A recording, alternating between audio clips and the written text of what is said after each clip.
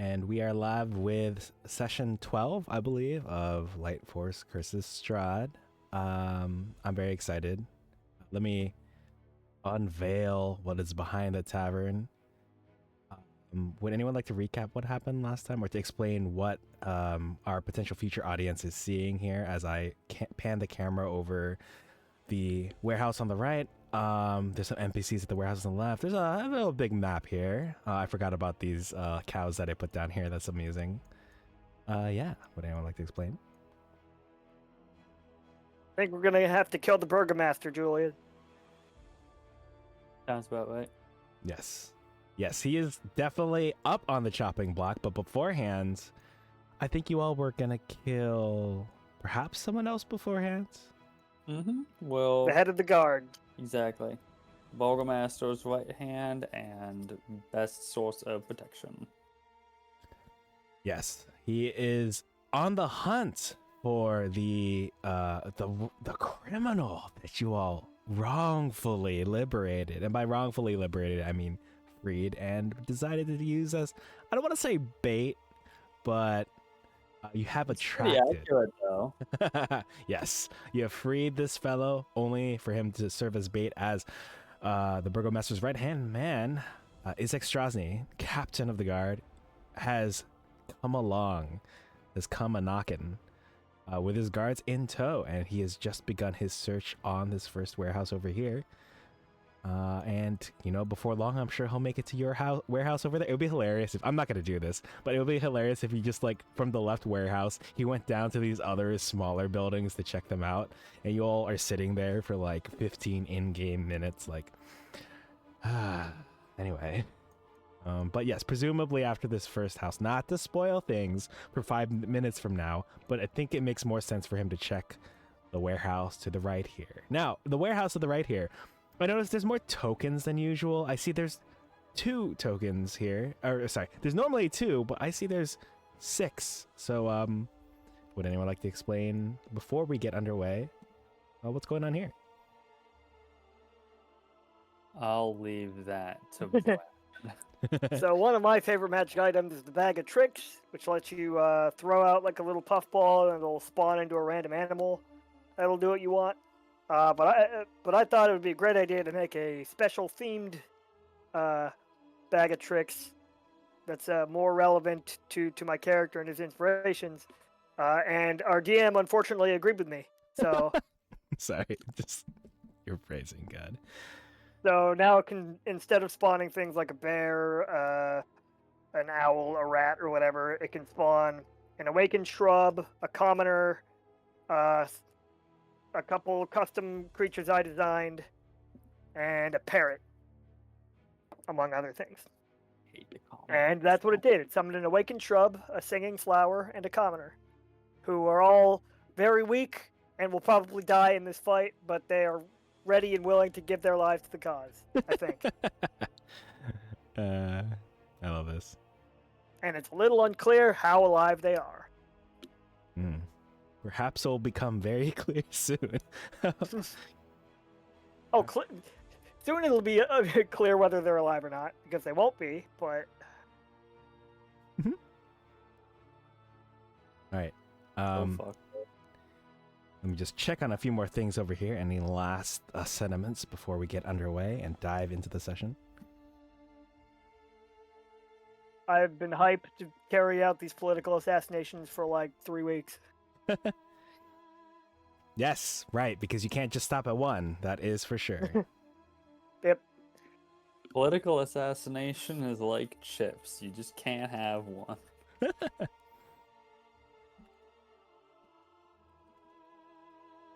All right, let me go ahead and stop this music right over here. Let me go ahead and turn off this setting over here, and we are going to start. Feel free to adjust your audio as needed as we begin. And let me go ahead and play this for our viewers at home.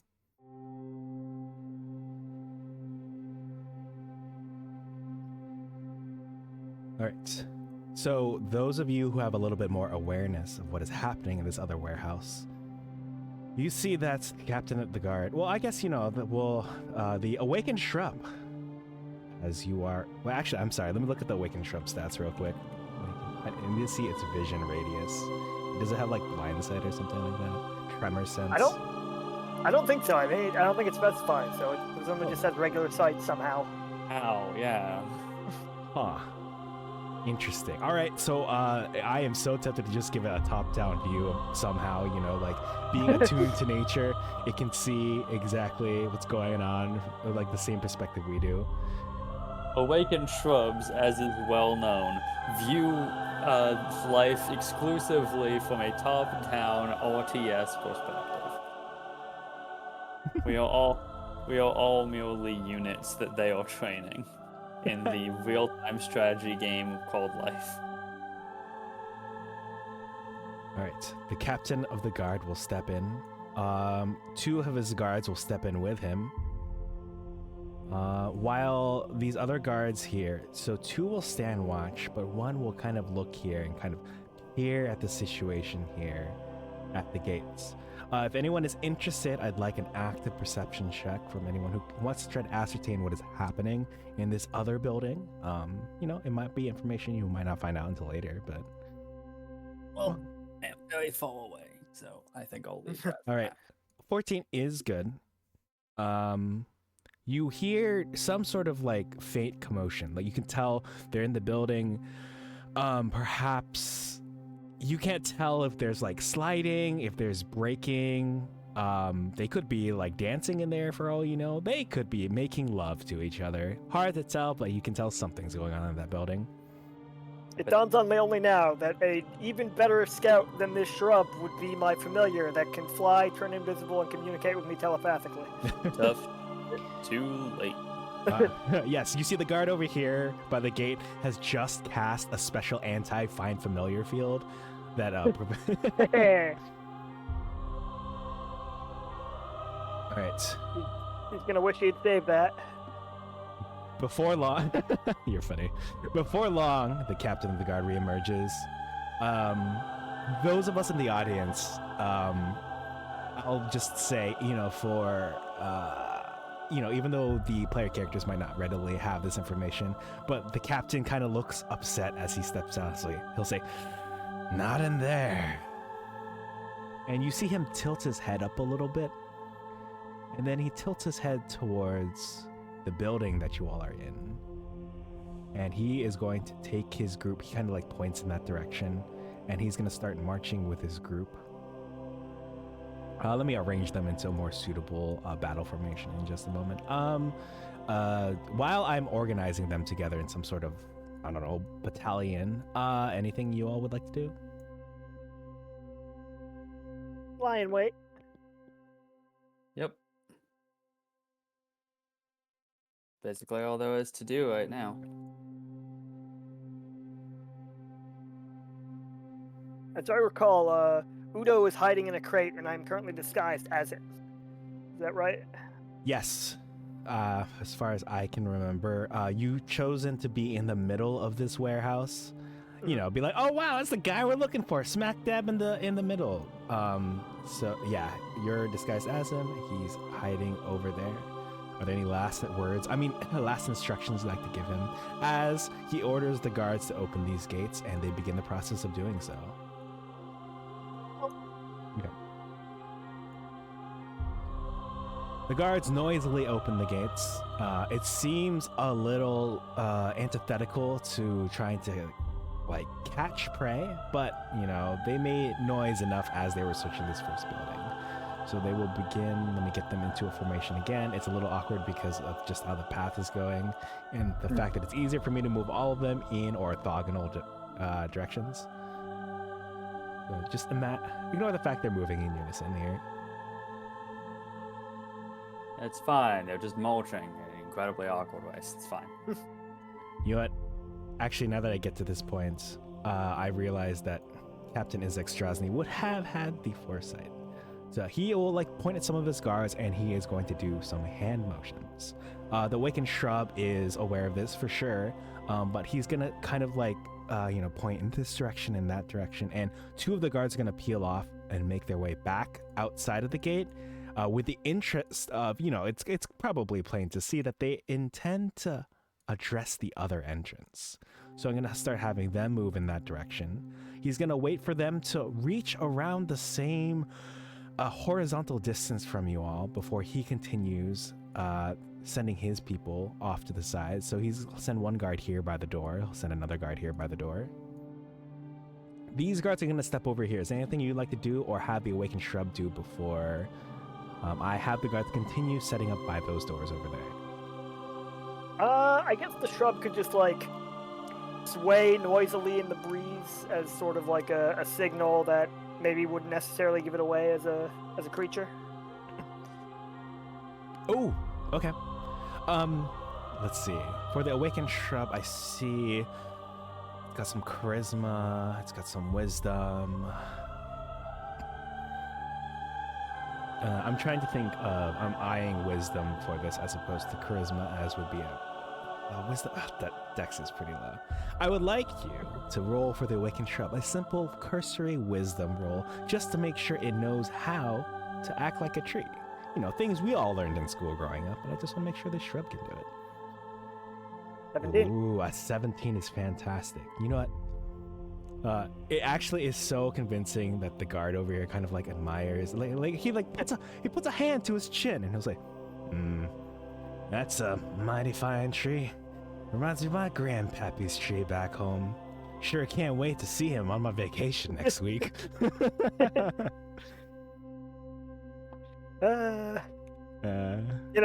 Once I deliver the money to cure his disease. Have a tile.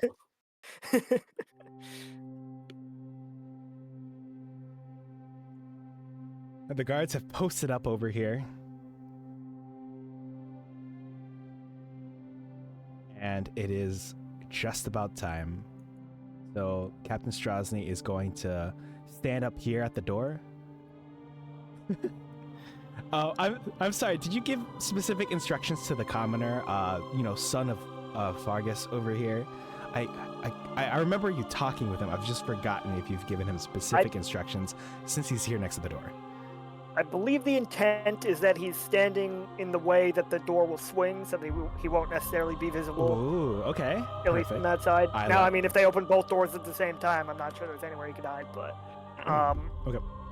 And then he's just going to try and aid us in the fight however he can. Yes. And right. preferably stop them from escaping if they do try to escape. Okay. So I'm going to just put this indicator here for myself that the door does swing that way. I'm not saying that it's open yet, but it'll help me remind me that he's not visible to them. I was on Twitter earlier and I saw this thread of like movie moments that are very unserious but were meant to be serious. There's a scene in High School Musical where Sharpay Evans, she like storms out of the bathroom, and then Vanessa Hudgens' character, whatever her name is, Gabriella or something, I'm a fake High School Musical fan, she like pops out from behind the wall, but she would have seen her. Like, it's literally the side of the wall that's like on the opposite side of the camera, so it's the side that she should have seen as she was storming out. So it's like, how did you not see her? Like, stealth 100, I guess. So that's what I'm just trying to figure out right here. Last thing, the flower, the legally distinct Crazy Daisy in the corner, or is it an Amazy Daisy? I don't... It's a Crazy Daisy. Okay. If it was an Amazy Daisy, it would have to deal a shit ton of damage. Yeah, it would be OP. Really... I mean, if you wanted to deal like 5d20 damage or whatever, we can do that. But... So what I should do is I should have Hubris and say if it somehow survives this fight that it will evolve and level up into an Amazy Daisy. But okay, I'll hold you to that. That sounds like a really cute idea. So Oh, I would love like a system where I get upgrades for my bag of tricks. I think we did that to some extent in Saltmarsh. It just never happened to come up. Ooh. Okay. Yeah, all you have to do to upgrade it is you have to sacrifice one of the souls from the other bag of tricks entities. So, for example, if you sacrifice the commoner's soul, you'll never be able to summon him again, as he'll be sent to like one of the 9 layers of hell or purgatory. But you get to level up your Awakened Shrub or your Crazy Daisy. That's a good deal, right? I'll think about it. Okay, so Crazy Daisy is over there. Okay, I will say, since we're about to get this point, it would have been so awesome for me if Captain Izek Strasny had the foresight to like know for sure that you were in here and to set this entire wooden structure on fire, but that's a little unfair. I think given the current circumstances, that is not a tactic that he would employ. So I'm about to have him open this door. All right. So he has his guards open the door. He'll crack his knuckles and he will go ahead and step in. As his eyes adjust, let me double check his stat sheet. Okay, yeah, as his eyes adjust in here, actually, he will have the guards step in also. Because the guards had like the torches and the pitchforks. And as they step in, I'm gonna say, can I get from the commoner kid a stealth check? They're not gonna see him right now. Obviously, they're like, as they raise the torches up. Oh, excellent. They are none the wiser. The guards step in right here, and they raise their torches up, and they see, none other than Udo standing in the center of the barn. You see you're feigning like shock at being caught, yes? You see an evil grin come across Izek's face, and he says, "Found you." And he is going to step slowly towards you. He's gonna start like eyeing this door up here and making his way up here. As you do so, that's at the same time these guards open the doors wide. And Izek will continue to move towards you. Before I have him move a little bit closer, is there anything you like to do? Are you kind of like feigning like, oh no, I'm so slow, please don't catch me? Like, yeah, this seems like about the best it's gonna get. I'm going to cast Shatter. Ooh. Damn it. What? Well, I wanted all of them to come into the building, Paul. Oh, okay. Fine. Wait. We would have discussed this, so sure. Okay. I'll. The hope is to get all of them into the building so we can kill all of them, because very much does not solve our purposes if any of these guys can get away. Yeah. All right. Well, when he sees this door, when the doors up there open, he's gonna go toward this corner. Okay. Stay back. Oh. You don't know what you're messing with? Oh, I think I do. And he's going to start moving forward there. Now, I understand the plan to wait for all of them to enter. I will say there is this last guard who, I'm not going to say he's hesitant to enter, but he might remain outside, think of like a standing guard situation, but he's still close by. I wanted to say, is that okay? Is that amenable to your plans? This is probably good enough. I mean, we can catch up to one guy if we have to. Okay. This guy immediately becomes top priority, in my opinion. Yeah, sure. If he's not in the building, he needs to die first. Yep. And I think right about now, I'll cast Shatter. Okay. Because if I cast it here, I should be able to get all four of them. Okay. And not get any of the summons. Let me go ahead and pull up the initiative tracker, as that will, of course, come into play after your shatter goes off. So let me move this over here. Let me hit roll for initiative here. Okay, damage. Probably not enough to kill guards instantly, but I assume these guys are town guard stats, but we'll see. Uh-oh. Okay. This will be a little taxing on me, but I think it's in my best interest to have the guards move individually, just because, you know, there's a few different, like, guards at play with different, for example, there's the one who's standing guard, who is probably going to die pretty soon, and then the other ones. So let me just go ahead and load everyone's initiatives in on my end. Oh, I see I still have some old initiatives, so let me remove these.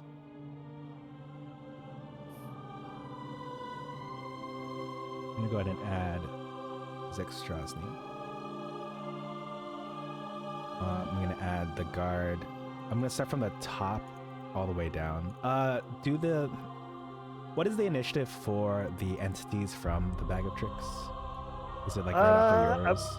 I believe it's after mine. Oh, excellent. Oh, thank goodness. Okay. I'm going to go ahead and roll initiatives live for Isaac first. Act on my turn. So I guess I can Ooh, nice. do it whenever. That is most interesting. And I can use a bonus action to give them new commands, though I think they'll continue doing what I've already told them. I see. Wait, is your bonus action normally tied up like, it is for like some bards and that kind of thing? I have some uses for it. If nothing else, I can use it to command Carrion. I believe is how we decided to do that anyway. Okay. All right, I rolled the 5 for the guards at the same time. I'm sorry, there should be a 4. The guards have a +1 modifier to their initiative. So let's see how this is panned out. Let me sort this ascending. Looks like right before I figure out the saves for the shatter, Izek Strasny is up first, followed by the guard. Oh, that is most unfortunate. The guard who is standing watch. The guard right to his right. Then Julius and Keith in any order you desire. Then the guard on the top right. The guard that is closest to Fergus' son. And then the guard who commented on the tree is last. Okay, let me make those saves. You said all 4 of these? Yep. Okay. It is a con save, so let me roll. I'm gonna roll in. It's gonna be top left, top right, and then down to the third one here, and then last but not least, the one under that. 1, 2, 3, 4. Saves from all of them fails from all of them except for the last one down there. So what is this damage? It's 16! Oh. Well, that certainly does make my job a little easier. Oh, did they die? So, can you describe how the shatter goes off before I describe how they die? There's a distant chiming of a church bell before one suddenly gets much closer and louder, and the sheer there's just a rippling shockwave that like tears them apart. You see a single tear fall down the top left guard's face as he imagines that beautiful tree that was outside and thinks fondly of his grandpa. It is amusing for me that the 3 who died were the ones who were acting after you all anyway, but man, oh man, is that an excellent shatter. You see shock and anger coming from Isaac's face because presumably you're the one who you pointed and caused the shatter spell to go off, and he'll look at you with anger as if you couldn't do that before. I have many tricks. All right. Is there anything else you'd like to do with that shatter before I actually start us off with combat that I think is going to take a lot shorter than I initially imagined it to take? Nope, I think that's it. Okay. Isaac Strasny, he snarls and moves towards you. He'll go step 5. He'll step 10. He'll take a big sniff and he'll say, I knew something was off. You smell different. Well, let me He just kind of shrugs innocently. He is going to pull out the battle axe that is visible on his character art. And he'll say, I don't need you in one piece. And he is going to use his multi-attack.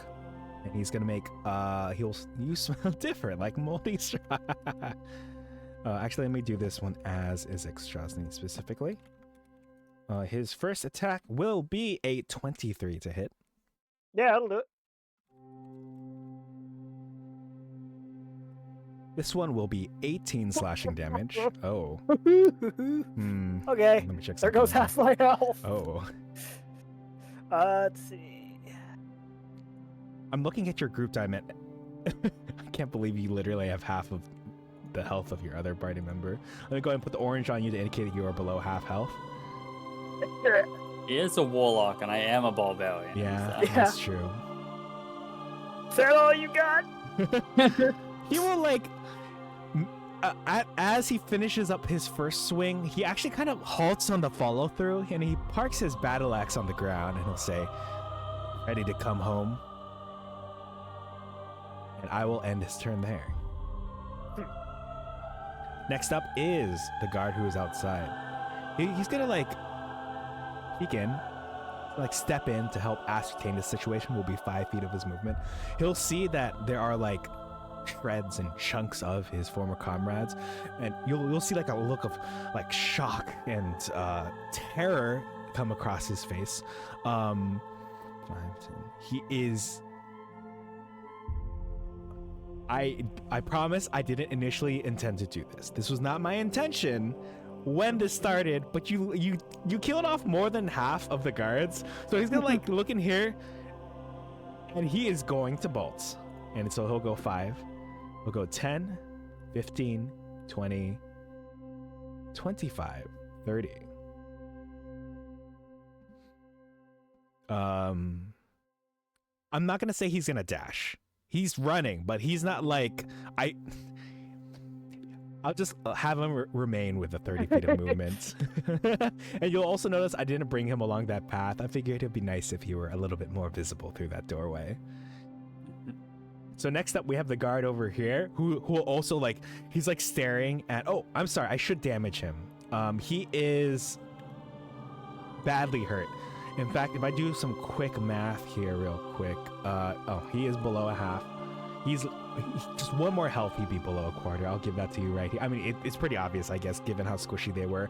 But he's gonna like look on in fear, but he's gonna like look around. He's gonna hold his ground. He's gonna look around for any other potential, what's the name for someone who assists a criminal? Accomplice. Yes, thank you. That exact word. He's going to look for potential accomplices around. So he's going to look. Wait, what is the? Does he? Can I ask for a stealth check from the Crazy Daisy? Oh, yeah, sure. What did I give them for dexterity? Because I don't have access to their sheets. I think it's like a 14. Oh, that is strange. Let me see right here. Where is? I don't recall where it is, but if that is the case, then. The guard's a little taken aback. The only sources of light here,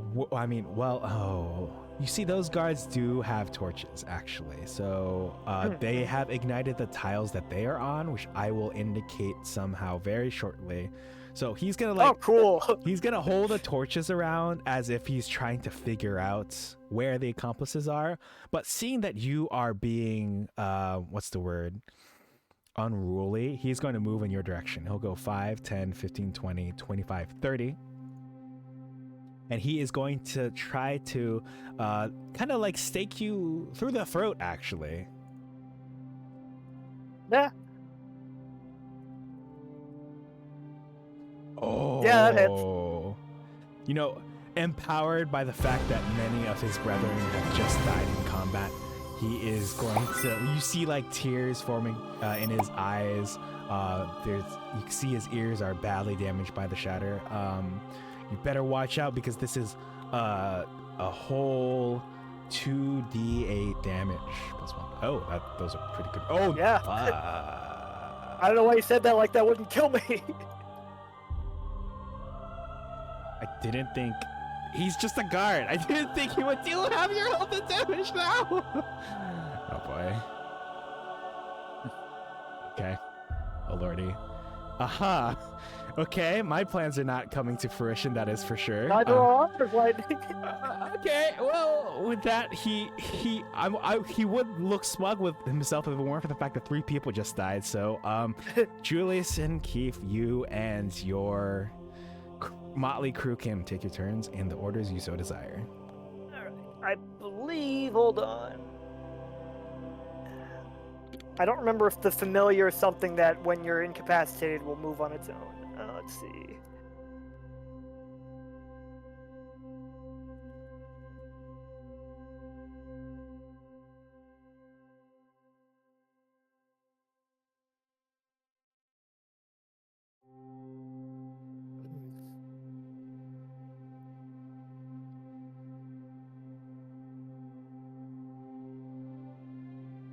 I'm upset he dealt exactly the damage. Me too. Let's see. Sounds Although, like this fight isn't going great for anyone. like all three of us are sitting around this table. Oh no, we're all standing around this table. You know, like my arms are crossed. I'm like, oh man. Yeah, I don't think it doesn't specify. So whether Carrion can move is up to you, I suppose. Okay, let me do some research.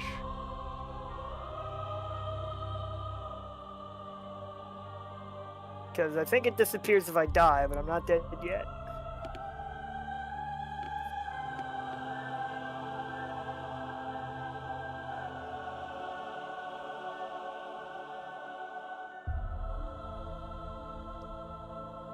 Wow, these searches have been very unhelpful. Normally, you know, the nerds would be on it.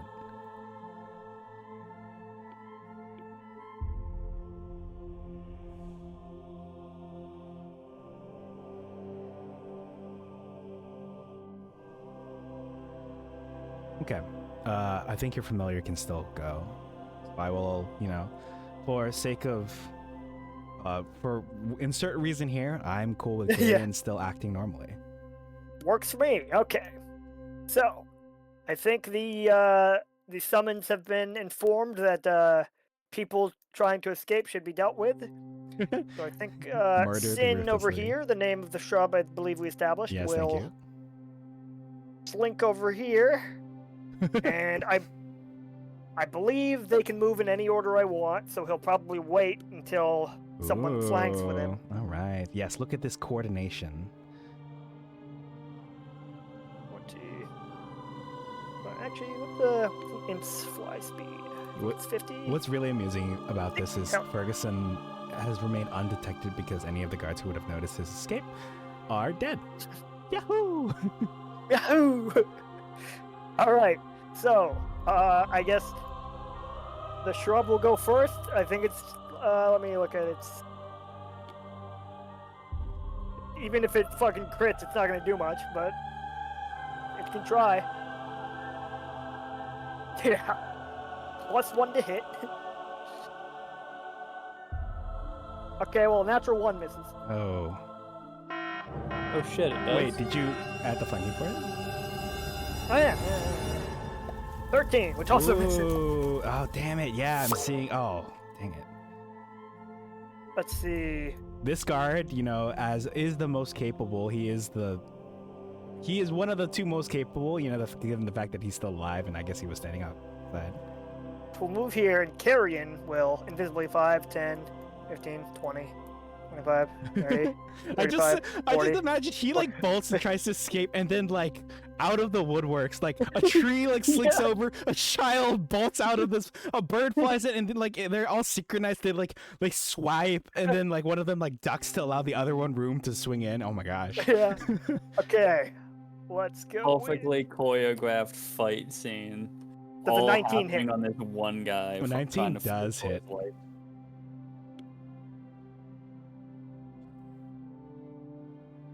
Let's see. That'll be 4 damage, and then he has to make. Oh wait, and also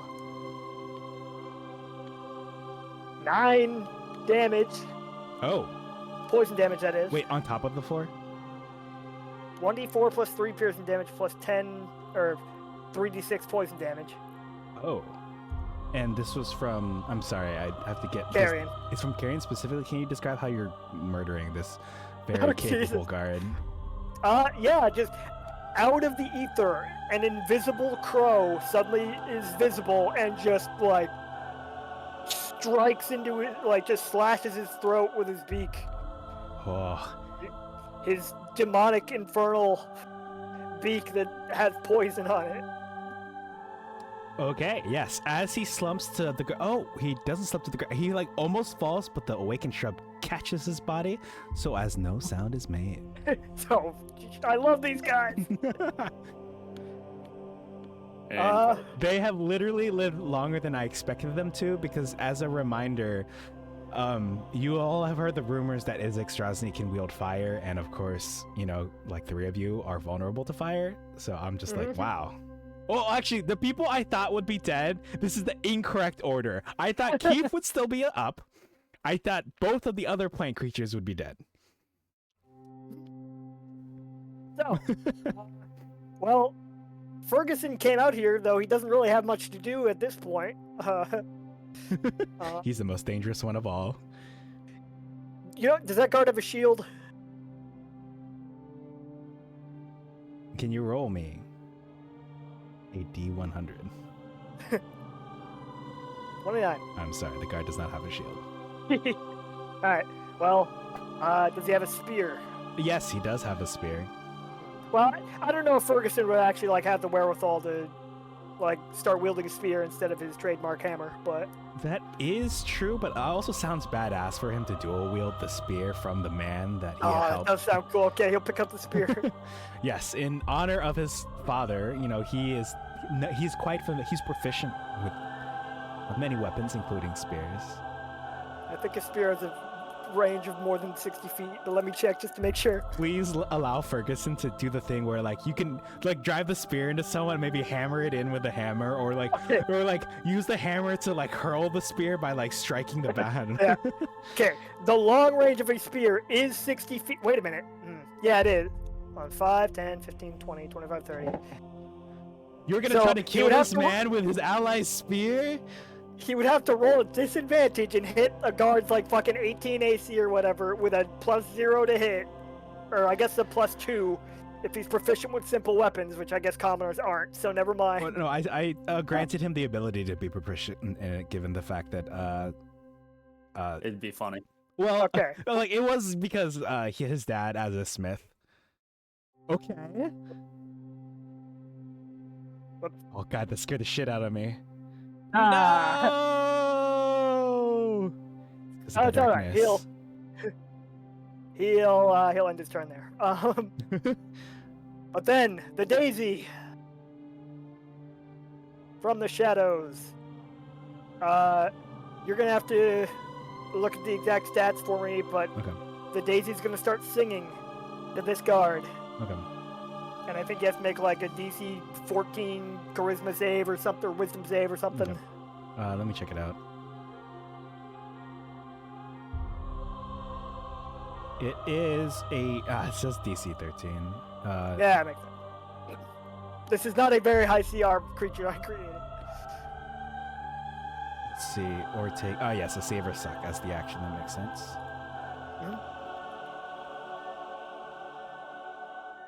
I'm very worried for this guard, who has done very well. He fails! Wait, he fails by more than 5, doesn't he? Didn't I put something down for that? Yeah, if the saving throw fails by 5 or more, the target falls unconscious until the end of the Singing Flower's next turn, or until it takes damage, or another creature uses an action to shake it awake. But the problem is, can you roll the damage? Because as you can see, he was hurt bad by your shatter. The damage is 1d6 plus 2. Okay. He does fall unconscious, but more than unconscious as... I guess, can you describe how you kill this guard? Oh, Jesus. The flower sings this, sickly sweet tune that just finds something inside this dude and just destroys it. And something just switches off in his brain and he just falls over, asleep. Forever. Yeah. Okay. What? Oh yeah! What a productive turn for you, and you're literally not even conscious right now. Considering I'm unconscious, that was a good-ass turn. All right. I'll pass it over to Julian. Okay. Well, I get to play the video game now. Yes, sorry about the delay. What is that clock flying around? The clock is to remind me that for legendary actions, or not lair actions. Sorry, they're called something else, but I'll get to that in a moment. Okay, yeah, no problem. Okay, well, at this point, I guess I'll use my bonus action to rage. Because just why not, I guess. I don't remember what I do for what I've been doing for rage. We'll go with that. Oh, okay. Let me take this other one off. Yeah. I was considering that same icon.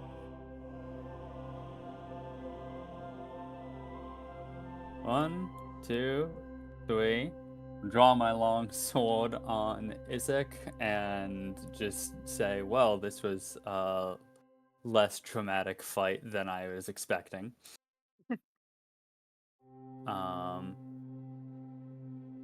I can't use my bonus action to make my claw attacks, so I'll just do 2 longsword. I'll just do 2 attacks with my longsword, both with advantage because of reckless attack. Ooh, nice. Okay. First one's an 11, off to a great fucking start. Second one's a 25. Okay. Does that hit? Sorry, I'm checking something. Does he have Hellish Rebuke or something?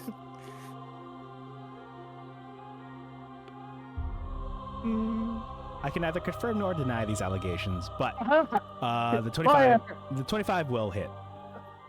Okay. So that's 8 slashing damage plus 2 for my rage bonus. Okay.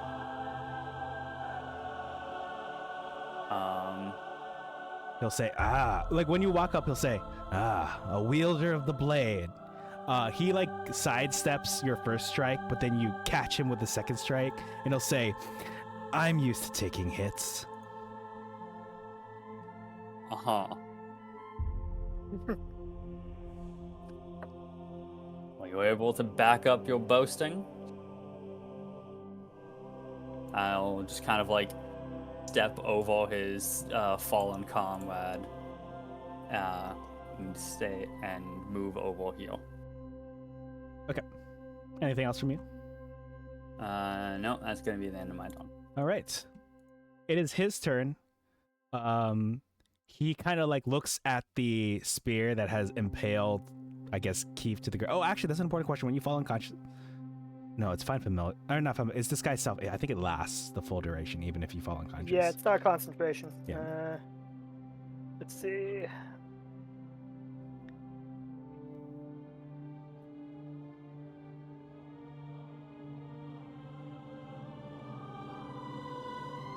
Yeah, it does say the changes wrought by the spell failed to hold up to physical inspection. So this dude's probably pretty sure at this point that I'm not who I look like. But I believe technically the disguise is still up.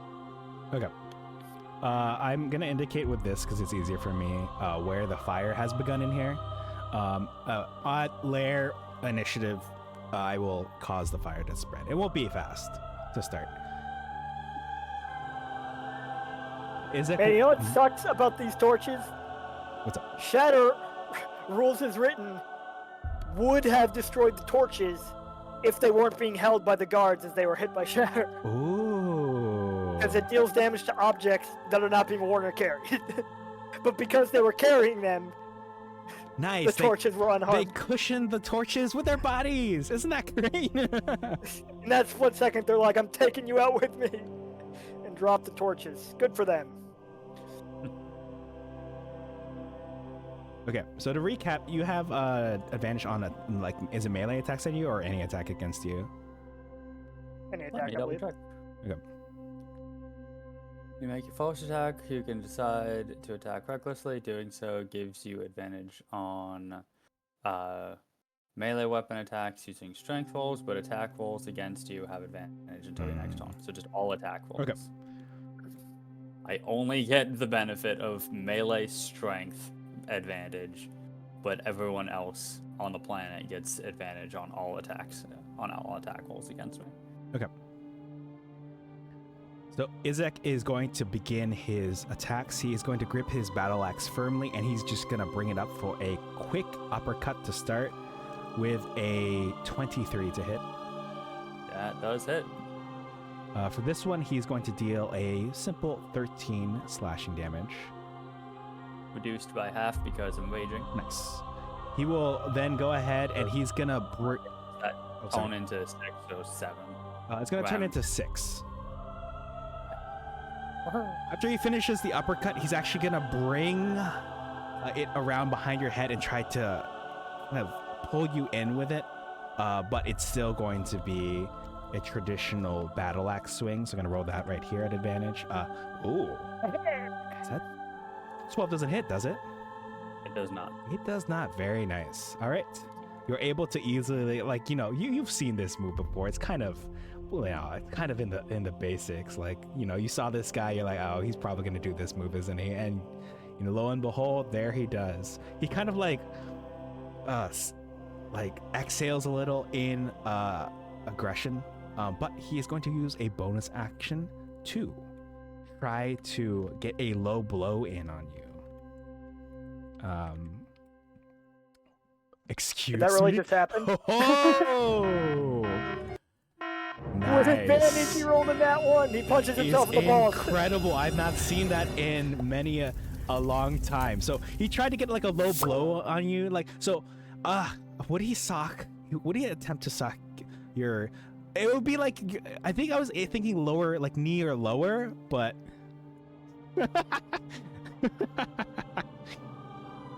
Wow, I can't believe, like, he struck you once and he's like, all right, I'm gonna try to hook him in and like pull like this and then, oh, that didn't work. All right, I'm gonna go for the low blow and then.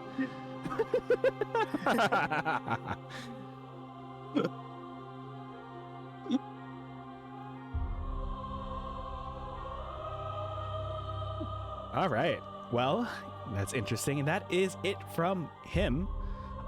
He is going to end his turn. We are at 20 in the turn order. It's at this point that he is going to... Okay, so I think technically in character he wouldn't do this, but because this is more of a game, he's going to point directly at Julian and say, "Detain them."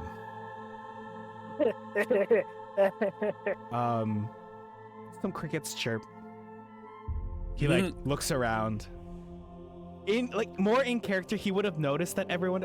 Maybe he thought the guard outside had made it, like was like still standing out there. He like looks outside, doesn't see the guard. I'm not sure what else they're doing over there. Maybe he sees a shrub there and he's like a little confused. He sees a shrub and his guard's feet sticking out from underneath it. Oh, also, Bralef, can you give me Keith's death saving throw from last round? I think, if I remember Sure correctly. can. Oh yeah. 15. Very nice. Fine. All right. And 13. All right. Oh, is that for? Doing good. Wait, is the 13 for? Oh, sorry. This turn.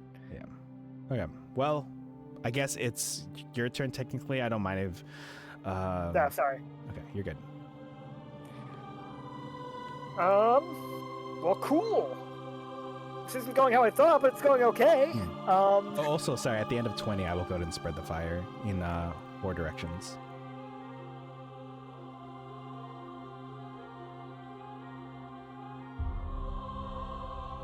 I'm not going to spread it fast, he says. It's 5 feet at a time. Yeah, 5 feet in one direction.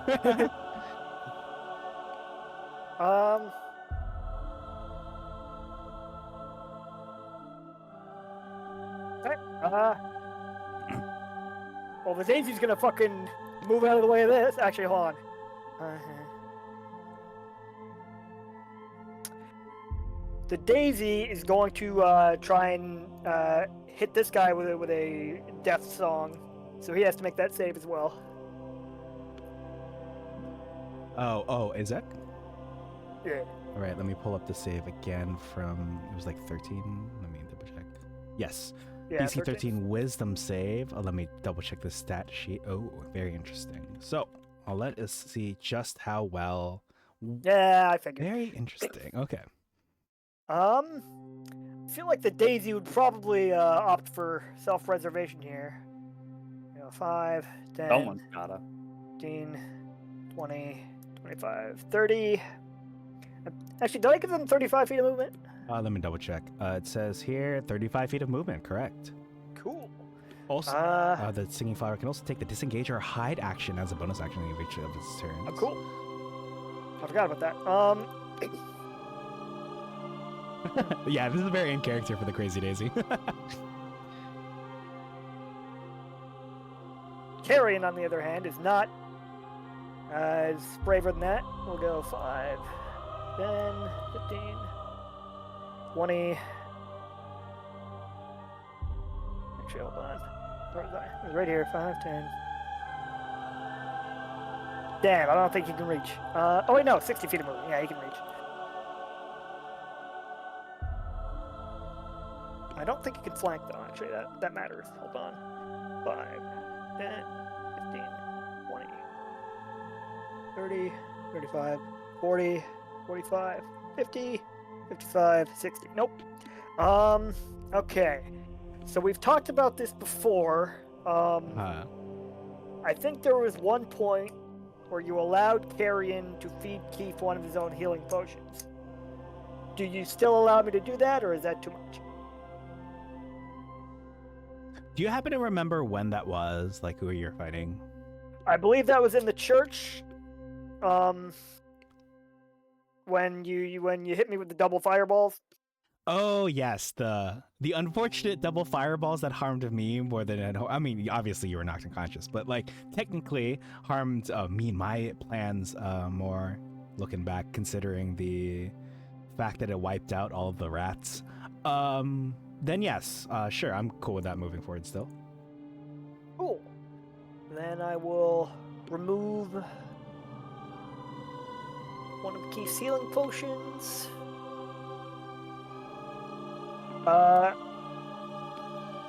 Can he take his turn, or do I have to wait until next turn?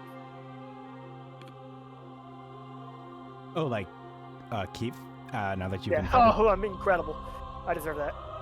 Oh, that's rough. I think it sounds like you can, because the familiar's kind of like acting independently. I think it sounds like, because can he normally attack before, or like not attack, sorry, move and do things before you do? Actually, now that I think about it, we might. So I believe we're using homebrew rules for the familiars, where we're retroactively changing Pact of the Chain to work how like all the modern familiar stuff works. Yes. You use your bonus action and act after you. In which case, technically, he would have to go after me. Okay. So he would have to go after all of the summons. Okay, I see. So yeah, in that case, yeah. In that case, Keith will. Well, I guess he. Yeah. Okay. So Keith will. So Keith can't act. The only ones who can now are Ferguson and Sin. I don't think Sin is going to accomplish much at this point.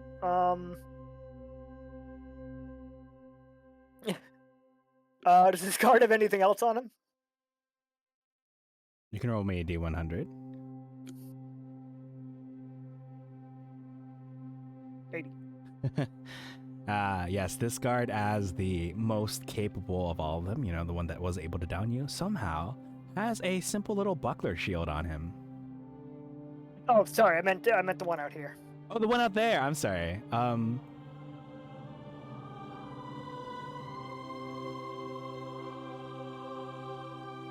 Who did the first search before? Is it Ferguson doing the search again? I was thinking Sin, though Ferguson would probably be the one to use it. Oh, okay. So this time, Sin is like, no, they don't keep the good stuff there. They keep the good stuff here. And he reaches down and procures a small buckler shield that somehow wasn't noticed the first time around. Well then, he will hand it to Ferguson, who, renewed with this extra armor, will charge 5, 10, 15, 20.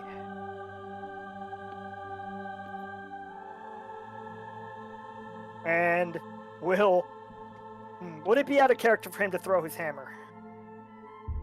What do you think? I'll let you decide, since you've kind of invented this character. So, while normally he is very proud of his hammer and wouldn't normally let go of it, this fight is really, this is really different. He's not used to such conflict, such violence. And this might be the very moment where, just like he will let go of his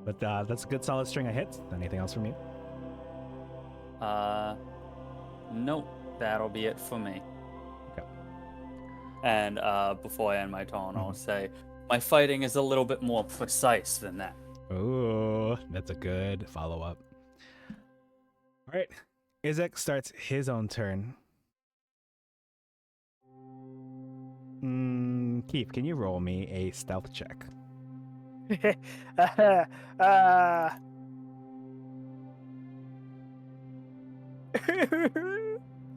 I'm good at stealth. Okay. I guess I will. Oh no, it's passive. It's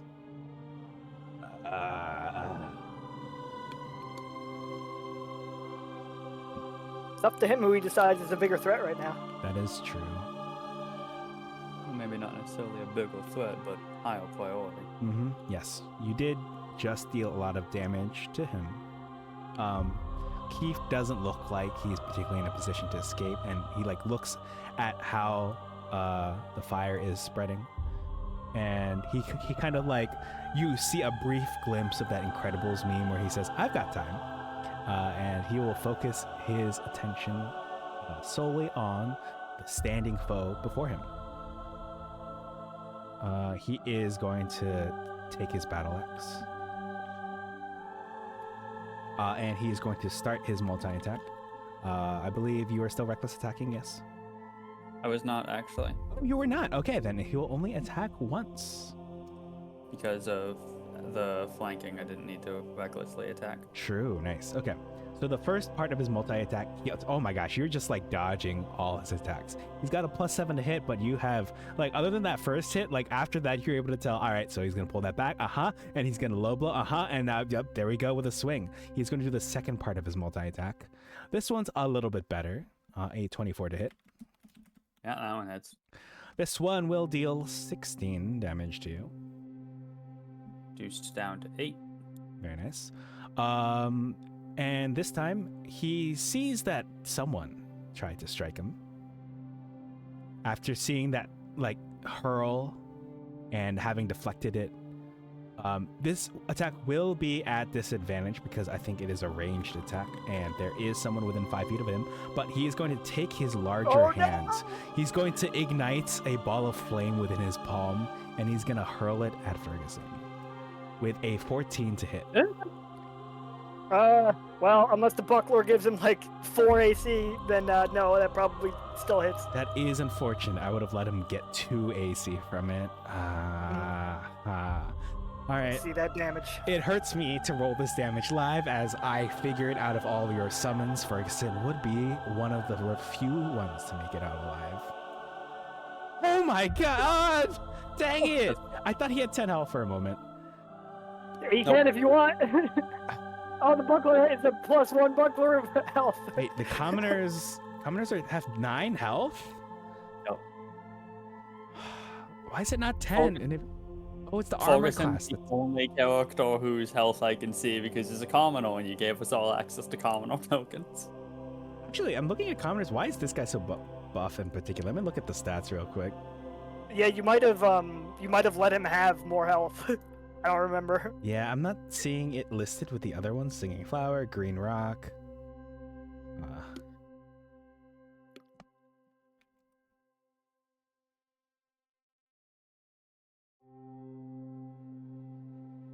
Huh. Well, that is unfortunate. All right. Well, I'm so sad. Damn, I had enough movement to move him out of the way, but decided to have him hold fast. You've killed this child. Well, Literal infant. I mean, depends on how Lightning decides this bag of tricks works in terms of... Who knows what happens next time I roll a 2. An actual child has now died. Way to go. So as the child catches on fire, you see as the tears are streaming down his eyes, he is holding firm, and because earlier he said that Izek wasn't making it out alive, right? He says something along the lines of, "I meant what I said. you're not making it out of here alive. And he falls. And disappears, I believe. Yes. Unless you think he should disappear. Shouldn't. I'll make him disappear. We'll leave it ambiguous for now.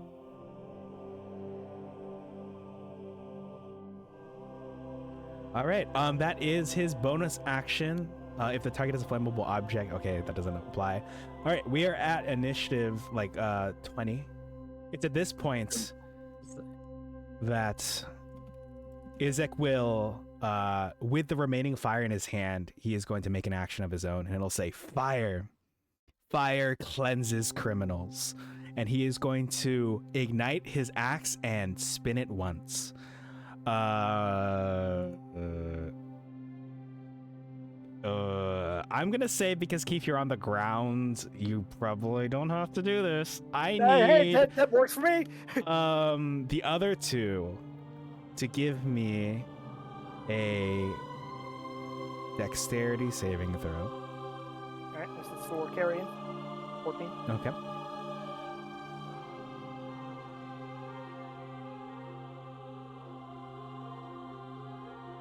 I got a 14. You got a 16. Oh, I see that. Oh. Okay. Oh, so I did.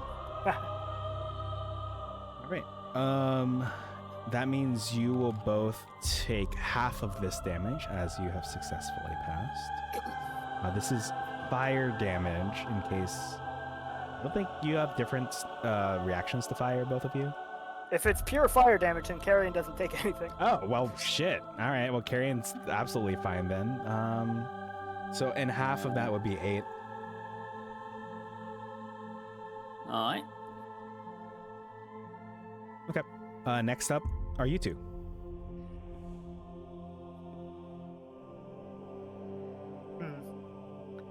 I think the Daisy will overcome its fear of fire for just a moment to reach onto the smoldering patch and grab the buckler. Oh, true. Okay. But otherwise, I don't think he can reach. The range on the stinging is 20 feet or something? Let me double check.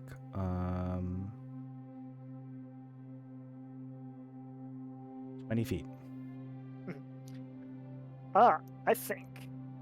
There's technically water down there, though that's a long way away, so that probably wouldn't work. I think these two are going to... 5, Go 10, assassinate the Burgomaster.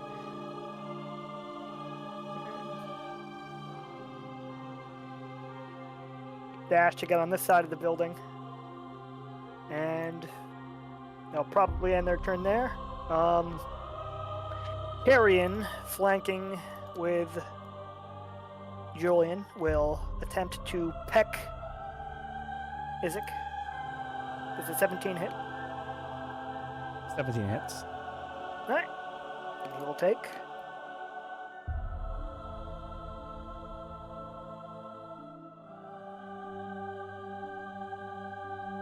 15 damage.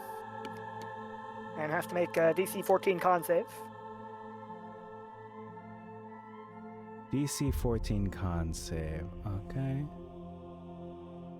Out of curiosity, is this extra damage or is it poison? Oh, okay. Sorry, I wrote it down weird. He's supposed to only take the poison damage if he fails the save. Oh, okay. Interesting. Beautiful. Okay. So I guess technically that other guard might have survived a hit. Oh, the one where you came through and just slashed him in the throat? I understand. You know, out of curiosity, I just want to see. Guards have... Con is +1. Nah. He was a gunner. Heath will, against his better judgment, stand up.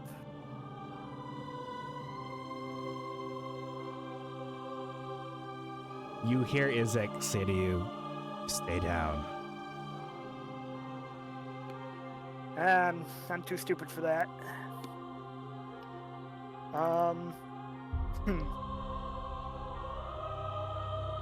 Oh, there's an idea. He will cast invisibility on himself. Ooh, very nice.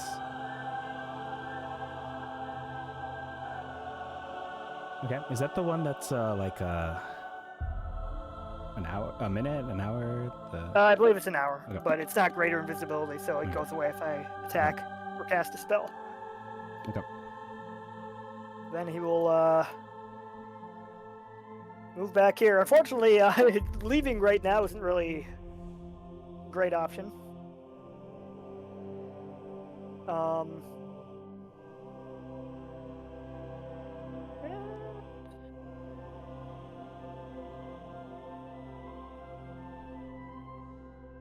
Yeah, and I think Keith will end his turn there. Okay. Next up. Yeah, because I use my bonus action to command Carrion. Okay.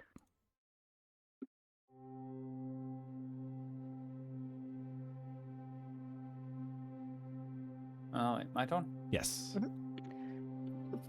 Alright, well, I'm basically just gonna do the same thing again. Longsword attack number 1. Does a 19 hit? A 19 hits. 12 slashing Ooh, damage. that's a good chunk. Plus 2 more for rage. Okay. Adjusting for the rage damage. Alright. Bestial Claw attack number 1, 22. 22 will hit. 7 more slashing damage, including the rage. Okay, applying. Below half. Oof. I think you would have been below half with your first attack. And the last Bestial Claw misses. Unfortunate. All right, anything else from you? Nope. Can't think of anything. Okay.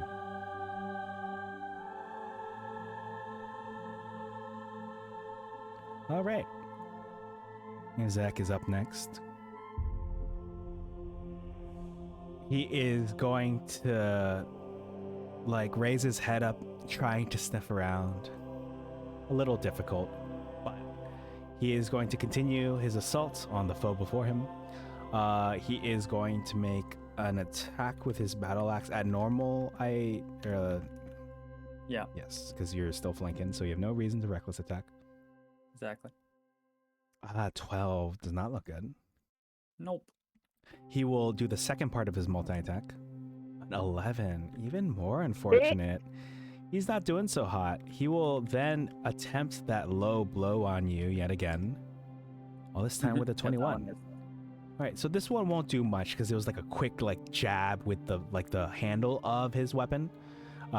Basically he swung once, he swung a second time, and with the blade, the full follow through finished, the handle is closer to you, and he'll jab it into your the lower half of your body, perhaps your thigh. He will deal 7 bludgeoning damage, or 3, and you have disadvantage on your next attack roll. Ooh. He will then remember or remind me that he'll hold his larger hand up as if to deflect future attacks. No, he can only do that once ever. We are at initiative 20. I will remember this time to spread the fire because it was not spread last time. I mean, yeah, the fire actually moves 2.5 feet at a time. Also at this time, Izek will stand up. He will say, I can last all night. And you can see that some of the parts of it, he was hunched over a little bit, but now he stands up a little bit more securely. Let me do the math here real quick. I will move the below half health condition from him. So he's no longer below half health. He has his larger arm up, ready to defend himself, and I will turn the turn over to you all. It's getting a little hot in here, but I do believe in you all. You are doing very well. Keep up the good work. Take it away. I do All like right. a Potno with some stamina. Nice. Heath will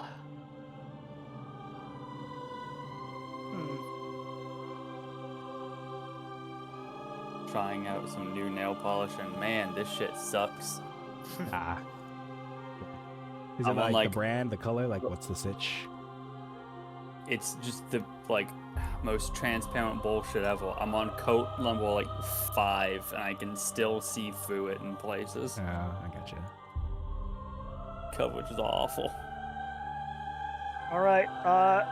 From the corner, there will be this sort of like unsettling, like cracking, creaking sound before out of the thin air, a shadow suddenly leaps and dives toward Izek. But as Keith reveals himself, he has entered his form of dread. Ooh, form of dread, nice. So I get some little bit of temporary hit points. Level are we 6? Mhm. All right, that'll help. And I will perform 2 shadow strikes on this guy, which I believe will have advantage because I was invisible.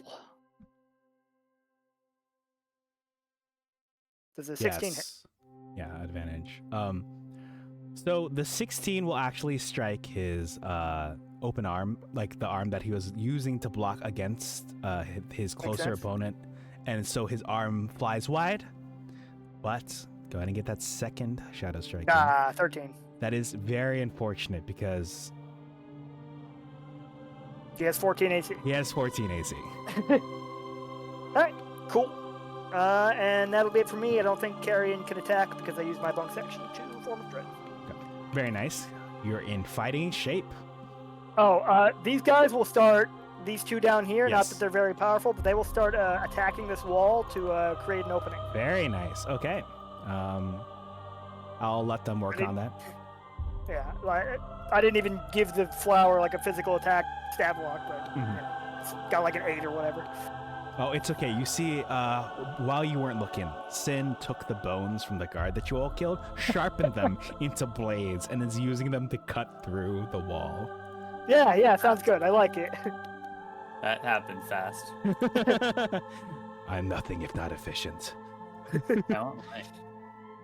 Cool. Creepy. Oh, you know what? Keith will crouch behind this box that Udo's in. You could sense that Udo's getting a little bit nervous about the encroaching flames. It's fine. Don't worry about it. Oh, right. Meant to ask, Yes. is this guy undead? He looks mostly human, except for his arm. He looks like just a normal big dude. Sure. Does he bleed when I hit him? Yes. Good question. Cool. Okay. Oh. Healing points for that. Oh. Forgot. Let's see. Maximum. Whenever you deal combat damage with an unarmed strike or melee or ranged weapon to a target that can bleed and is not an undead or construct. Okay, well, so that's any attack that doesn't like spend fury points. I've definitely hit him like more than 4 times, so I should be at 4 fury points. Ooh. 4 FP. cool with that? Nice. Yeah, sure. Cool. Well, on my next turn, I'll probably start using those. Oh, it's your turn. Oh, it's my turn now? Cool. Yeah.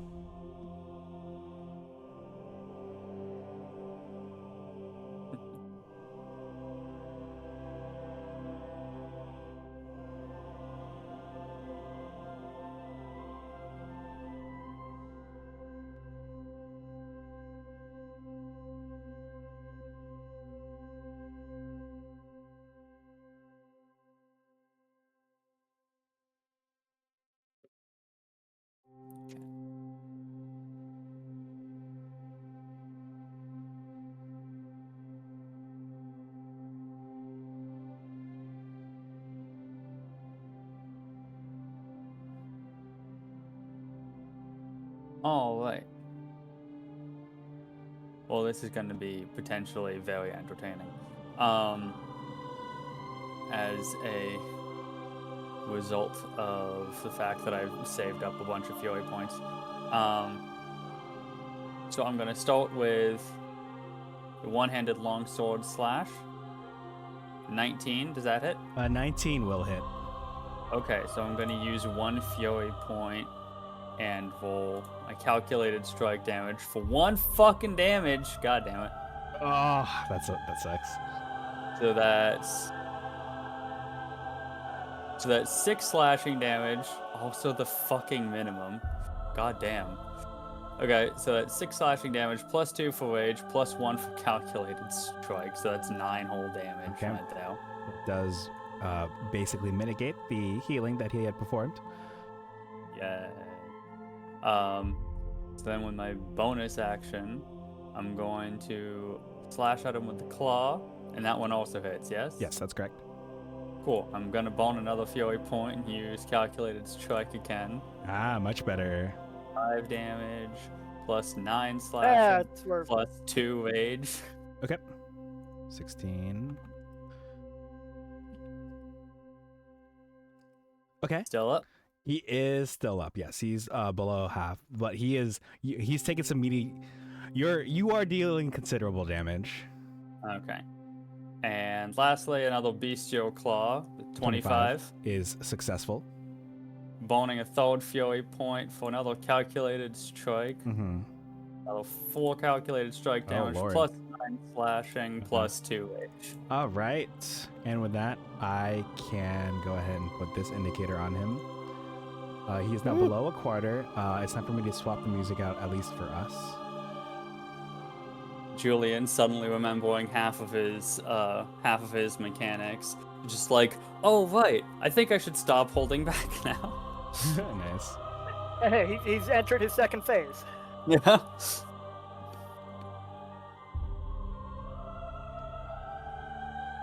With a cold precision, Julian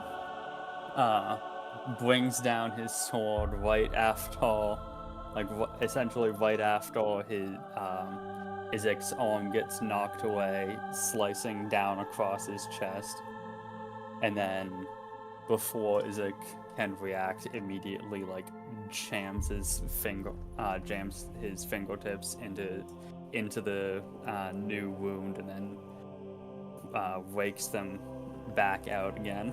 Ooh, nice. All right, when he takes that damage,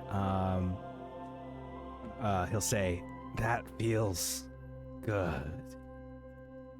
You're weird. Right. All right. All right. Anything else from you? No, I think that's gonna be it for now. All right. So Isaac is up. He is not doing too hot. Oh, I forgot to. I think the low blow would have. Would it have? No, the 16 still would have hit. Oh, is it just the next attack? Yeah, it's only the first next attack, but it looks like it would have been canceled out by the flanking anyway. All right. All right, let me swap the music for the recording.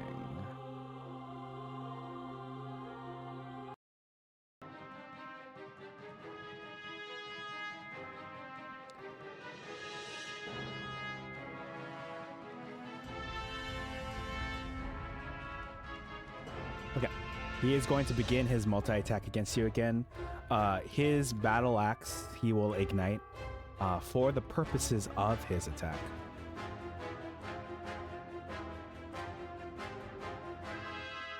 First, let's see if he hits.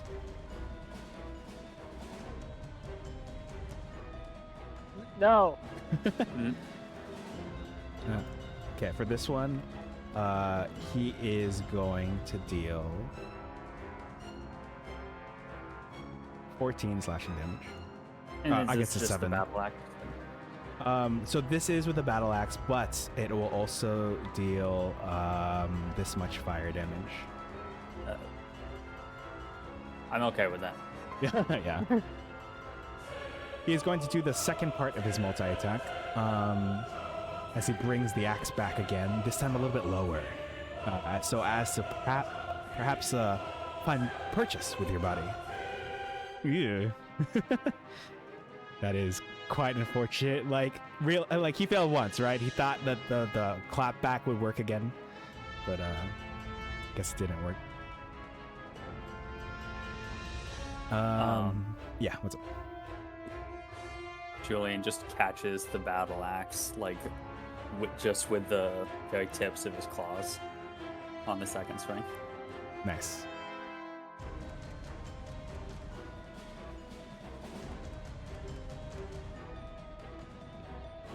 He is going to try the low blow. He's going to kind of like, you caught the tip of it, so he's going to try to like swing with the handle into your face, like the blunt side of it. Let's see if that is successful. I think that connects. Yes. All right, so this will be 3 bludgeoning damage to you. You also have disadvantage on your next attack roll that I believe we'll remember this time. We are at initiative 20, so I will spread the fire this time. Also at this point, Isaac Strahd will say, warmth, to keep the cold away, to keep the sin at bay. And I need, let's see, 5, 10, oh no. I'm over here. 10, 15. Well, this is for, I'm more worried about Udo than I am for you. Oh, yes.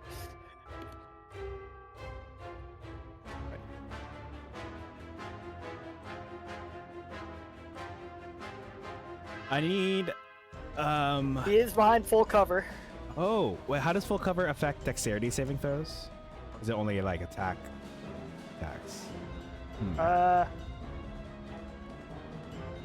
Let's see.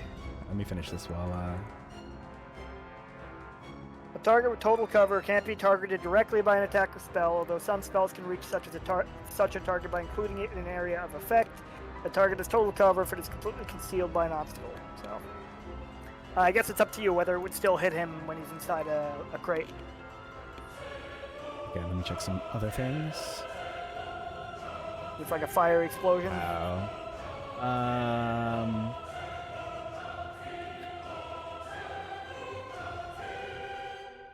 It's a little unclear. Like, if someone was around a corner, I could see them getting hit with an AoE, though if they were completely inside an object, I don't know.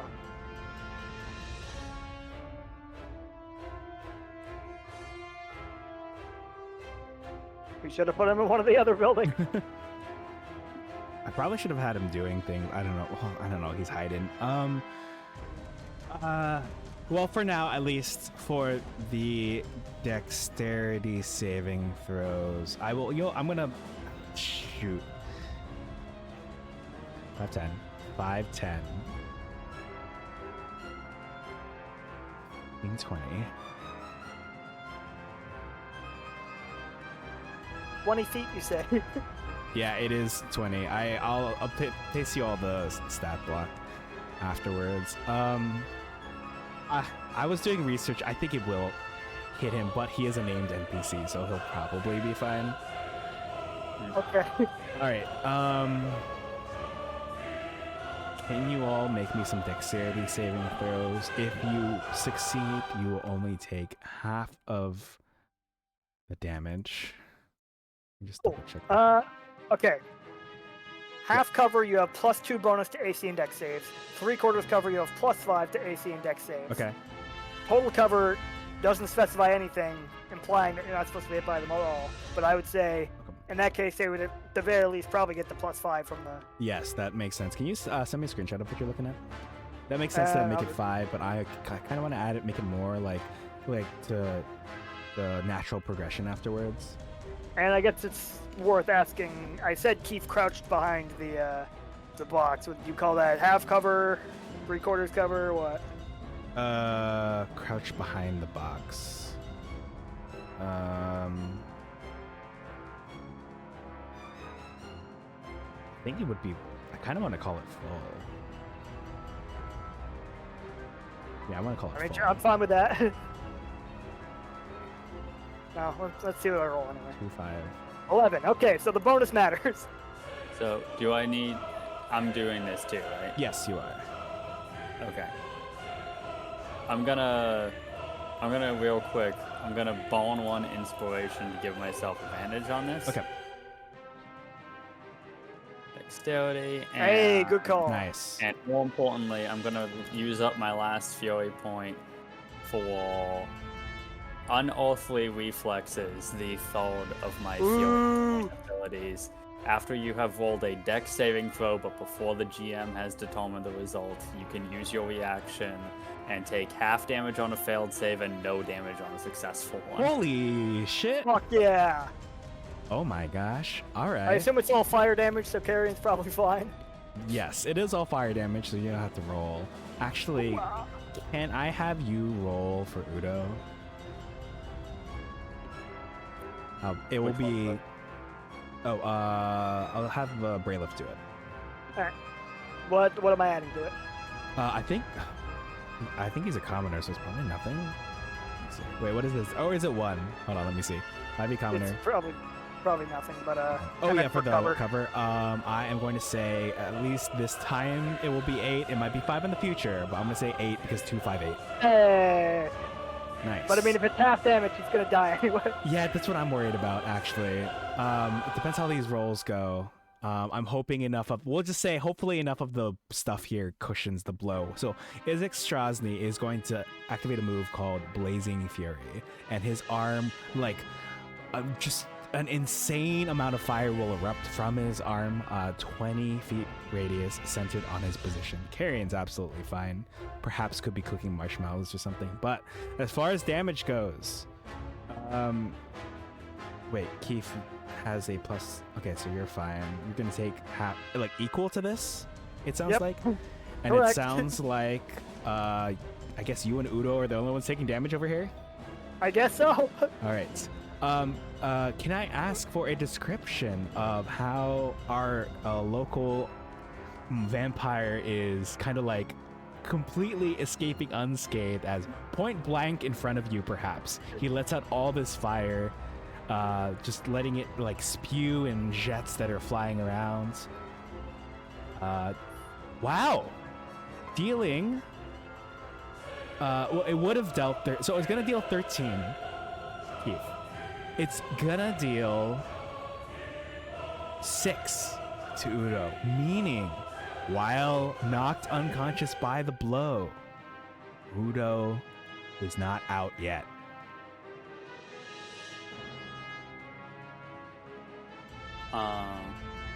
Nice.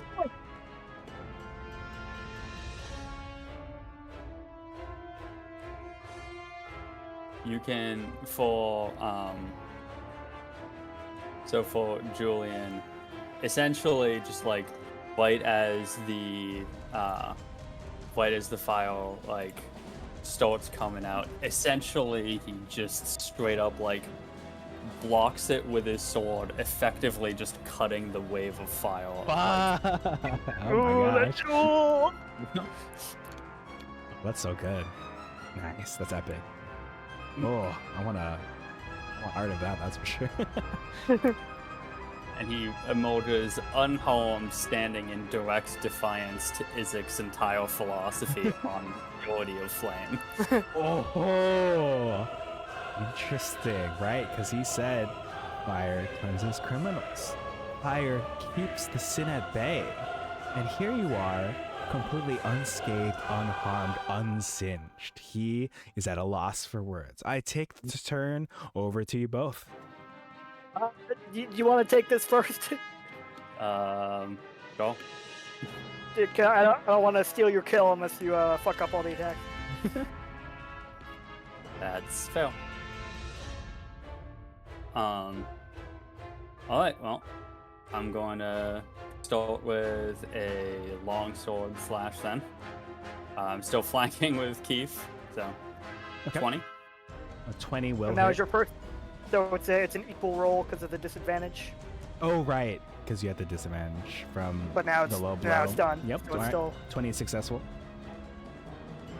Right, so that's 11 slashing plus my 2 rage bonus. Nice. Solid. All right, he Um, is still up. Can I get a read on like how well he seems to be doing? Perhaps if you actually go ahead and give me an active perception check. You can also give me medicine if you'd like. If you want, you could do insight. I'll give you different things, but I think what you're looking for, I'll give you the. I'll go with perception because everything else was a negative. So you sense he may have actually lost vision in his right eye. His left arm, like his arm that isn't the monstrous arm, is feeling very weak. You can sense the strain on his legs. He is close. He is unfamiliar with the sensations that are going through his body right now.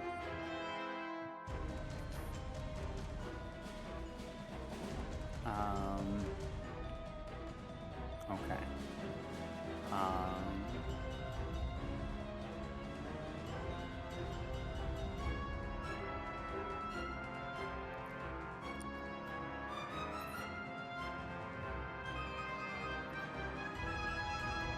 1 second. Yes.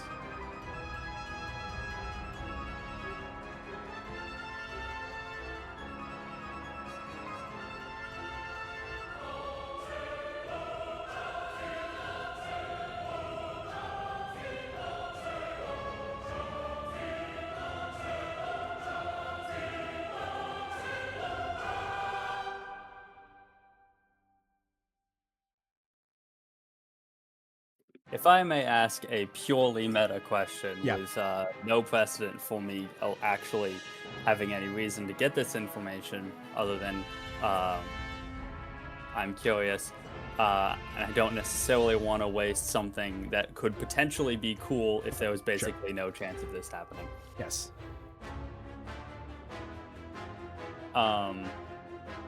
Would you say that this guy has a really good constitution score? It's definitely better than most. Definitely better than most. It is one of his best stats. Okay, that's fair.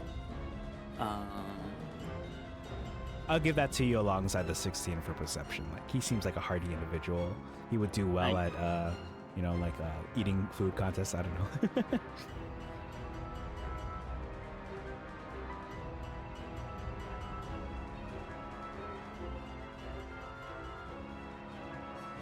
So odds are, like, he'd probably beat a DC 14 con save. Yes, I think it's likely that he would beat the 14 con save. I'll just give the heads up. You got this. Well, I'd rather just go for the kill. Oh, yeah, that's what I mean. But, like, I wanted to do something that would be fun. And more dramatic, but, like, odds are I would basically be doing, like, 5 damage and not getting the real benefit out of it, and he'd probably still be alive afterwards. So, I'll play it safe and do a Bestial Claw attack instead. 23. Is successful. I'm going to burn the Fury point that the last attack generated. Okay. I'm going to do Calculated Strike for 6 damage, plus another 7 slashing, plus 2 more for the rage bonus. All right. Can you describe how you're felling one who has never been felled before, Captain Isaac Strahd of Valaki?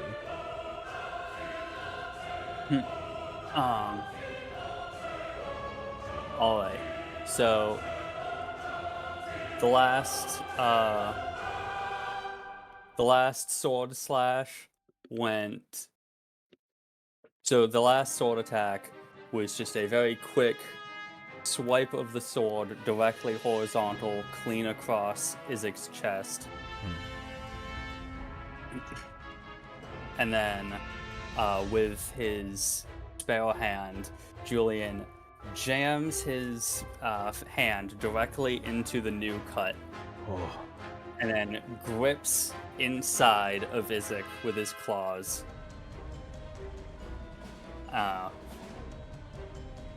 pulls him in close and says directly into Izek's face, "The boy was right. You'll not get out of here alive." And as he says this, he begins to bare his fangs at Izek as one last little taunt of his ultimate fate as his eyes close from blood loss. Nice.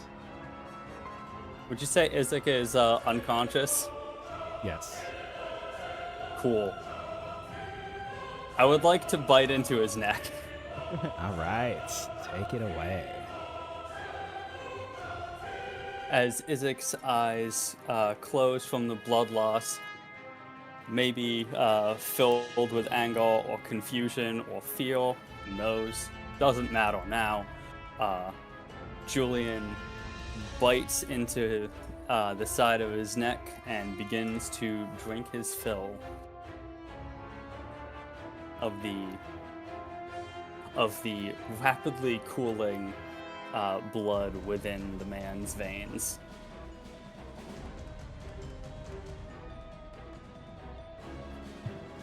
And he just kind of continues on like that until any semblance of a pulse from Izek fades away, and then he just drops the body onto the floor. Nice. The body slumps unceremoniously to the floor. Julian licks the blood from his fingertips.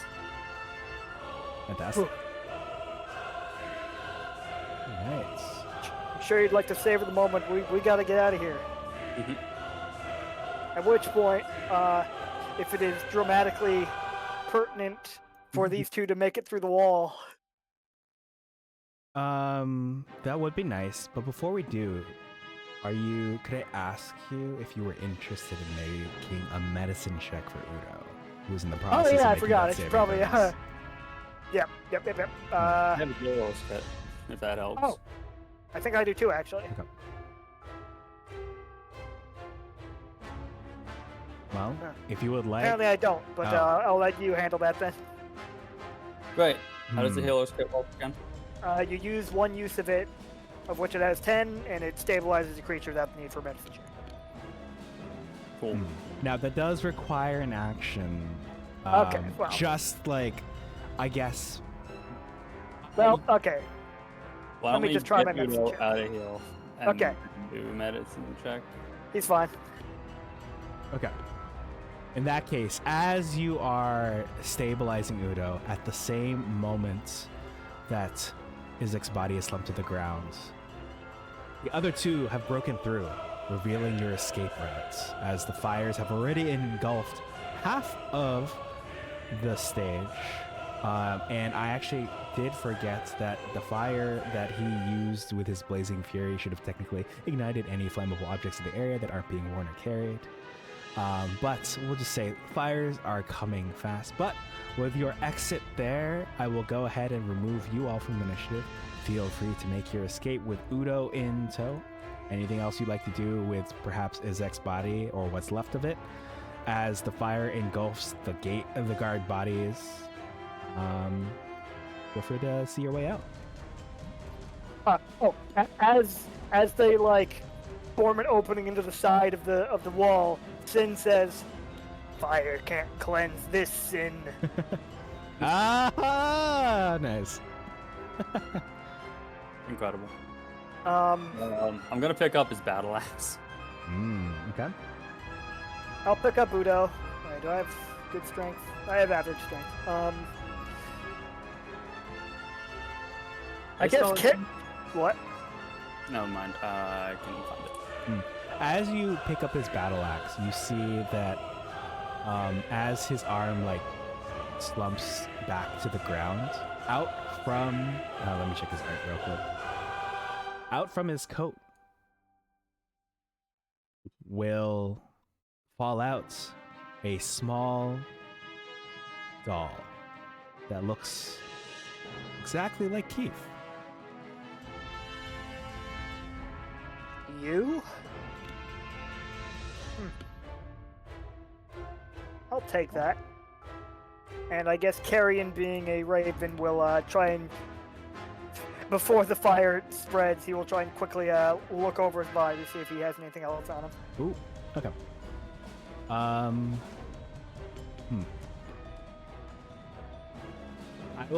I'll take a look.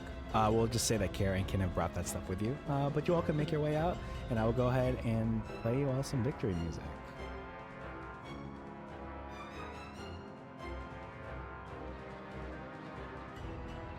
And I will swap out the music for those at home. Gonna go over here, pick up this guard's body, and throw him into the warehouse. You know what? That's not a bad idea. Nice. All right, I will go ahead and drag what's left of this guy's body. And you see that as you hurl it into the flames, it is slowly enveloped. And we can see who the true sinners were all along. Mm-hmm. Indeed. I'm the good guy here. I want to point out, not only did the Daisy survive the fight, it got a kill. Haha. A child died tonight. Debatable.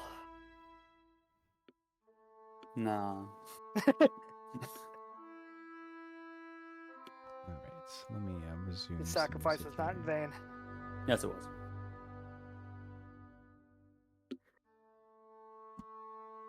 The fight fucking ruled. That was Oh, fun. Glad you liked it. It didn't go how I enjoyed it expected, too. but it fucking ruled. It also didn't go how I expected. Oh my god. I didn't expect it to go down before I got the move. But you know what? I also didn't expect the minions to do anything. Yeah. Mm.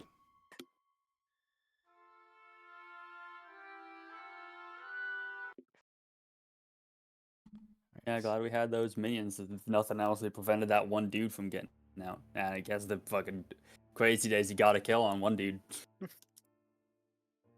I forget. Did we name the Daisy? I unfortunately don't remember. Oh, right. The Sin was the fucking bush. Yeah. Sin was the bush. Ferguson was the kid. What? Rest in Was. peace. Whipping pepperonis. Also, before we resume, do either of you need a break? I think I'm good. Okay. I can't really do anything on a break right now, so I gotta wait for my nails to dry. Okay. I'm good to go then. You all see as the fire envelops more of this building. Looks like part one of your plan has succeeded. Before the fire draws more attention, what would you like to do? Where would you like to go? We will leave and Never speak of this again. forget. Did we decide on a hiding place? Oh, I don't think so. I also don't. I actually don't. Yeah, I don't remember because I know that the Walker House was supposed to be the temporary stopping point, but it wasn't supposed to be the permanent one. Yeah, she asked us not to go back. It's probably safe. Wait, what'd you say? Sorry. She asked us not to go back with this guy in tow. Right. Okay. Where else did we have? And there were also, she didn't know that we were planning a fucking assassination, so So if she catches wind of this, she'll probably like be able to put two and two together and be like, "What the fuck have you done? I wonder who could have done this. You also I did not hire you for that shit." You do have the church as far as other places go. If you want, I can recount some of the. Oh yeah. If you require further information, I'm sure once Udo comes through, I could relay you information from him. You do still have the ability to summon Lady Walker's people to your side in case you need to ask them anything. So there's the inn in the middle of town. There's the church of St. Andro. There's the orphanage across from it. You are on good terms with the people there. I guess it probably wouldn't be best to draw attention to the church. Those are the places that first come to mind. If you need more, let me know. Also, I lose 3% of. I also lose like 1/3 of my max health every round that I'm in the charge. True. Yes, that was very. Yes, that was very interesting. Yes, interesting. Well, just because it also didn't play out the way I expected. The orphanage would probably be fine. Out of Well, curiosity, how long do your summons last for? I guess Sin is fine. until dawn. I guess no one. Flowers probably. Ferguson would have been harder to pass off, but I guess. Okay. I assume we're doing this at night, so that they would theoretically disappear at dawn. Okay. So yeah, the orphanage seems to be a viable destination. Do I have confirmation from both of you, or?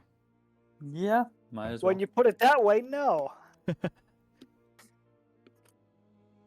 that your final answer? Well, since you asked. If you're gonna be a bitch about it, I guess not. It seems fine. Okay. Give me a moment as I get everyone's tokens over there, including your new traveling people. Game show host, is that your final answer? Me with a crippling fear of commitment. Out of curiosity, where was it that you left Irina again? Was it the church? We Was left it the her orphan- Okay. Just gotta make sure. The whole point of coming to this stupid city was to bring her to that stupid church. Yeah, right. So she can be safe away from the clutches of the untoward. Okay. Also, because it's night, I should probably be tucking these people into bed. So let me just go ahead and I gotta pick up the token.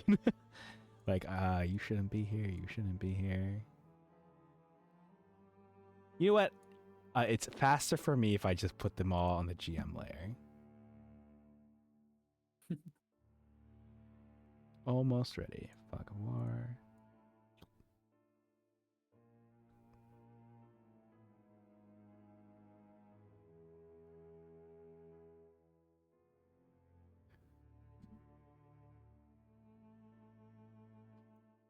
Okay. Oh, by the way, Yes. Lightning, I have a quick question for you. Yeah. So you're like much more caught up on all Star Wars media at this point than I am.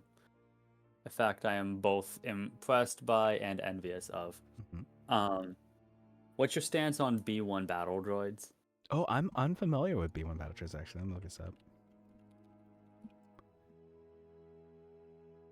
Oh, these guys, they're hilarious. Wait, awesome. I'm glad you think so. Anyway, I got you this amazing video about Jedi survivals. It's technically slight spoilers Uh-huh. for location, but I Uh-huh. didn't understand anything about Okay. I didn't really get anything about the story, about what's going on there. Okay. But it's like 13 minutes of just very entertaining droid interactions. Ooh, cute. I can imagine. Here, let me. Did you mean to do a timestamp? Is it a timestamp? It's Oh. not supposed to be. It's okay. I instinctively like remove the timestamp just because accidentally, because normally when people send me links like YouTube links or something, there's all the other stuff at the end. So I just like automatically I didn't even realize there's a timestamp there. Nice. Oh yeah, because I do want to play Jedi Survivor. This looks highly amusing. I'm glad that they kept the funny dudes in here. It's more accurate to say that they put them back because in Oh, they're not in Jedi the Fallen first game? Order, there aren't any of those droids because the game takes place like between episode it takes place between episode 3 and episode 4, I think. Yeah. So it's like after the Clone Wars, so no more B1s anywhere. Yeah, I gotcha. And most droids are gone, really, but which is always a shame. Mm-hmm. All right, let me take you all to the next map. You'll find yourselves at the bottom. Pay no attention to the fact that Headmistress Belasco's already there. Would anyone like to knock? Why are... Sorry, some of the tokens are visible even in the darkness. That's hilarious to me. Yeah, we'll knock. Just bulge right in. Open up! FBI, open up! Nice.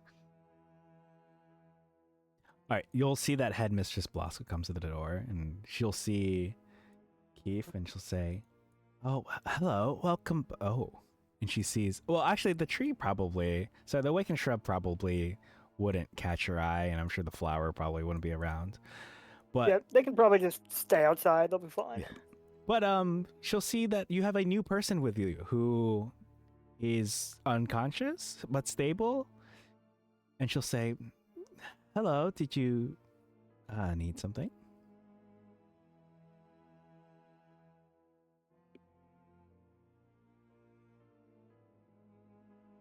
Sorry, can you say the last part Oh again? yeah. So she was asking if y'all needed something in particular. We could use a place to stay for the night, just to get this guy back on his feet and get out of here. Oh, right. Yeah, yeah. So sorry. Where did this guy come from? And there's plenty of room at the church actually. If I'm sure I'm sure they could accept him there. He was in a fight. He was in a fight? Did he? Actually, how about this? Oh, were you about to say something? Jokingly said, "Did he win?" You should see the other guy. Can you give me a persuasion check? I'm just gonna jump straight to that and see how it goes from there. I forget. I might be good at this. Hold on. I'm apparently good at this. Hmm. So you'll see that she's bulking a little. She'll say, well, it should be fine as long as the children don't see him. You all can post up in. Actually, let me look. I have to look up what the other. I think. Just say. Trying to think how to do this. She'd be okay with y'all. Okay. You all can put them up here, but is it okay if you all leave by dawn? I don't want the kids to be adversely affected by the presence of other individuals who haven't been vetted, verified. So you all can post up here. Just be gone by morning. That seems fine. Yep. Okay. Thank you very much.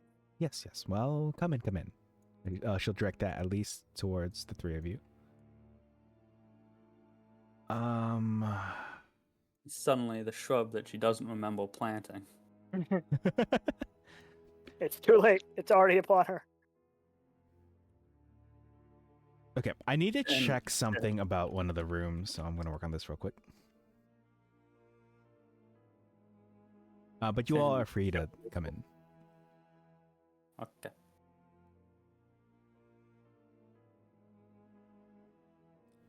All right, St. Andrew's Orphanage.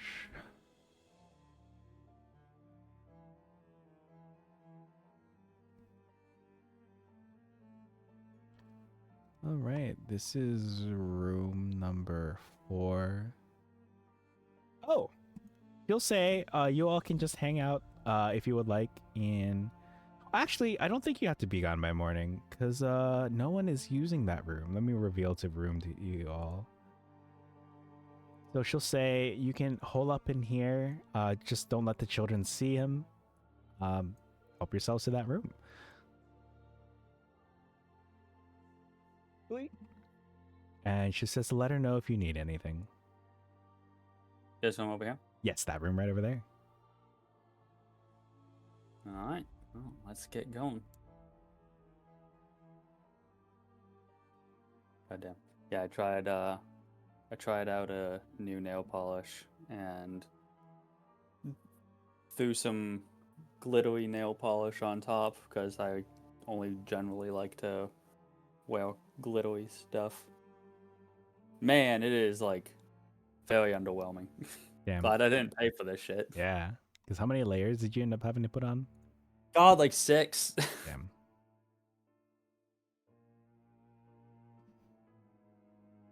All right. Well, welcome to this room. Feel free to get settled.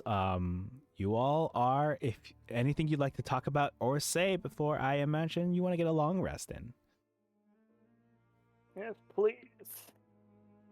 People just say, well, Stage 1, I don't know if it went off without a hitch, but mission accomplished.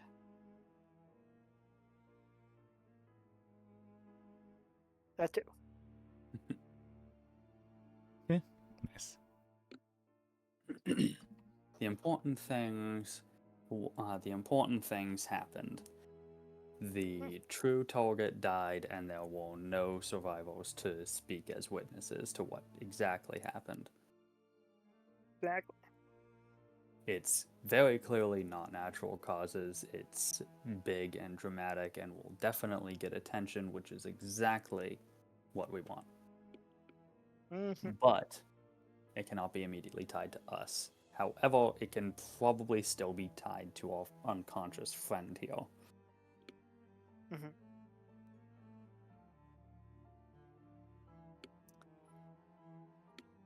And is our next plan to go for the Burgomaster himself?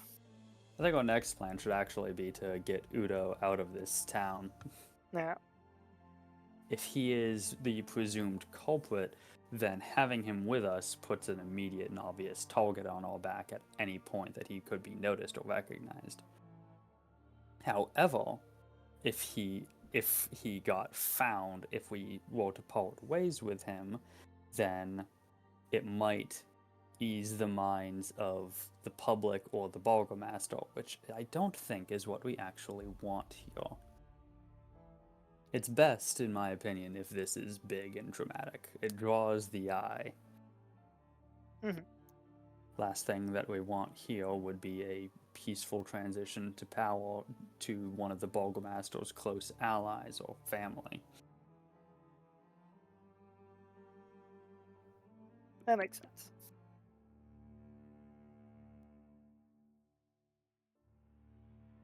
Yes, very wise words indeed. The city will definitely be shaken up tomorrow. Now, out of curiosity, before those of you who, I guess neither of you actually need to sleep. Before the long rest takes place, what are your plans for tomorrow? You know, you're letting. I guess where are you headed first? Maybe you're gonna stroll through town, hear what commotion has been caused, head to the tavern to hear what commotion has been caused, reports to Lady Wachter, talk to the Burgomaster because you're so worried about him and the fact that it sounds like someone. I don't know. Yeah, what were y'all thinking?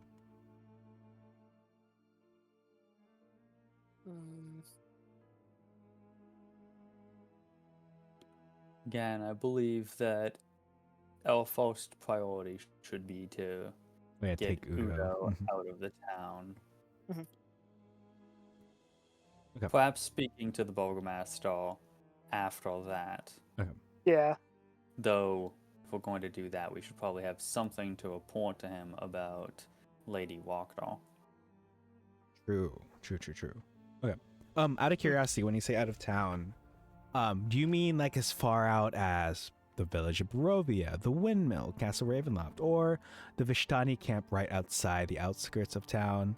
Perhaps another town to the west, that Argenvostholt place that Keith is interested in? Like, what were you thinking about? I was thinking, personally, I was thinking like outside of the walls and outside of immediate line of sight of the guards outside the walls, and then he's on his own. Okay. But matches me. All right, let me check the map of Barovia real quick to see what you all are privy to. And I am gonna ask, at least, are you thinking like west or are you thinking east? That's really the only info I need. I mean, it's up to him, honestly. Once he's conscious, we'll ask him where he wants to go. Okay. Let me look up the info Would about it. probably be safer because of the fact that that would take him to Barovia, which is early on the campaign, so enemies are lower level.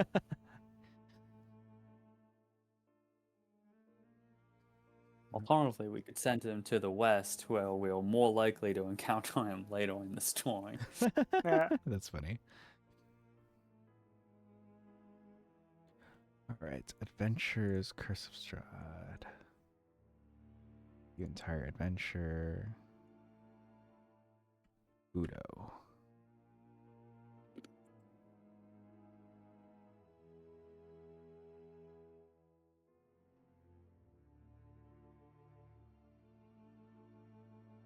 Oh, aha.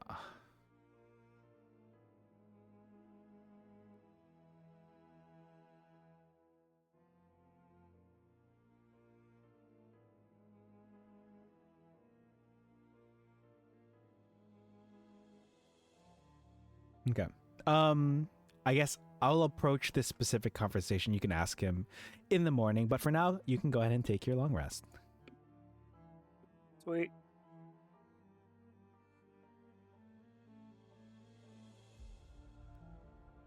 Oh,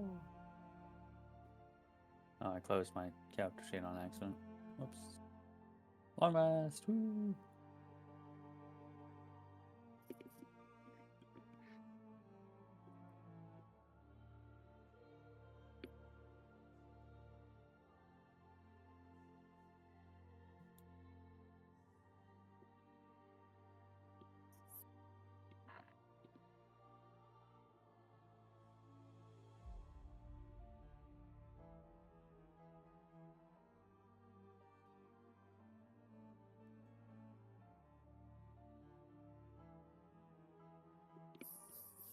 All right, then I'm going to remove the temporary health that I had set up for you, mostly for my own benefit. Mm-hmm. Let me remove the unconscious condition from Udo.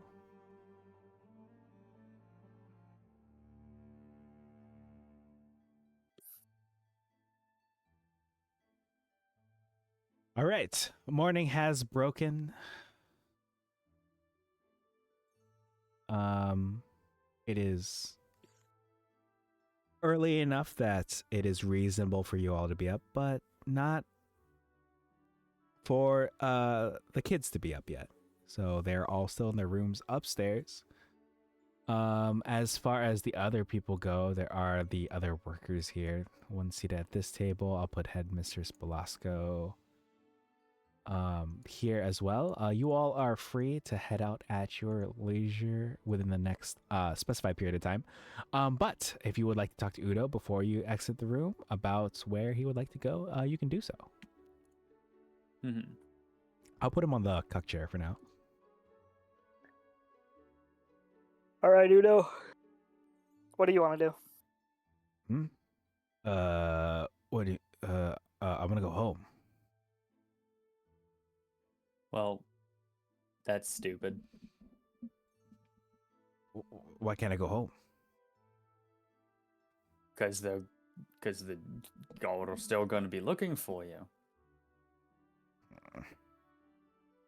You're already wanted by the Burgomaster for your political commentary. But now, on a hunt for you, the captain of the guard and several of his retinue all died. You're going to be wanted for several counts of murder now. Oh. Or at least suspected. Oh. All right. I guess I should leave town. Yeah. Yeah. Yeah. My thoughts exactly. You got any Where do you family wanna or go? anything? Yes, but they're here in Vallaki. As far as outside the town, not to my recollection. But I'm sure, like you said, it's better for me to not be around while I'm wanted for multiple counts of murder. I mean, look what they did to me for just speaking out against the Burgomaster. Imagine what they do to me if they thought that I killed all those people. Exactly. All right, yes, we must make haste. We must leave immediately, actually. Where would you prefer to go? Honestly, I feel like the only real choices around here are to go to the village of Barovia, which is a very confusingly named village, or Kresk. But I feel like Kresk isn't very kind to outsiders. Very kind of asocial over there. So I'd personally like to go to the village of Barovia. Alright. We can set you off in that direction, though you'll be on your own once we're outside city limits. Mm-hmm. Hmm.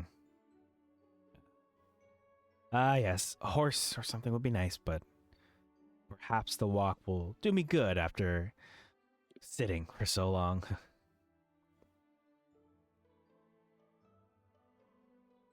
Looks like he has resigned himself to his fate. So once you all exit the orphanage, I can kind of, you can make your way towards the east gate. So you'll be going through town, which will be interesting. But yeah. Well, I'm going to offer to lend him my cloak of disguise. Ooh, okay. That is. Once we get out of town, I want you to give this back to me. Well, if he has that, he could probably stay, couldn't he? No, because I want it back. Well, yeah, are we not? I guess we're going to be leaving for a while soon, aren't we? Yes, and also whoever takes over next will probably still, have to arrest him. He'll still be wanted for several counts of murder. We'll see. All right. Yeah, I Well, can't fair believe enough, he then. murdered all those people. You know, it's pretty messed up. Exactly. All right, yeah, that'll help him out. All right. Exactly. We all have nothing but Udo's best interest in mind. Let me go ahead and take you to. Oh, actually, sorry, you have to get out of the orphanage first. It sounds like yeah. Yeah, hold on. Me.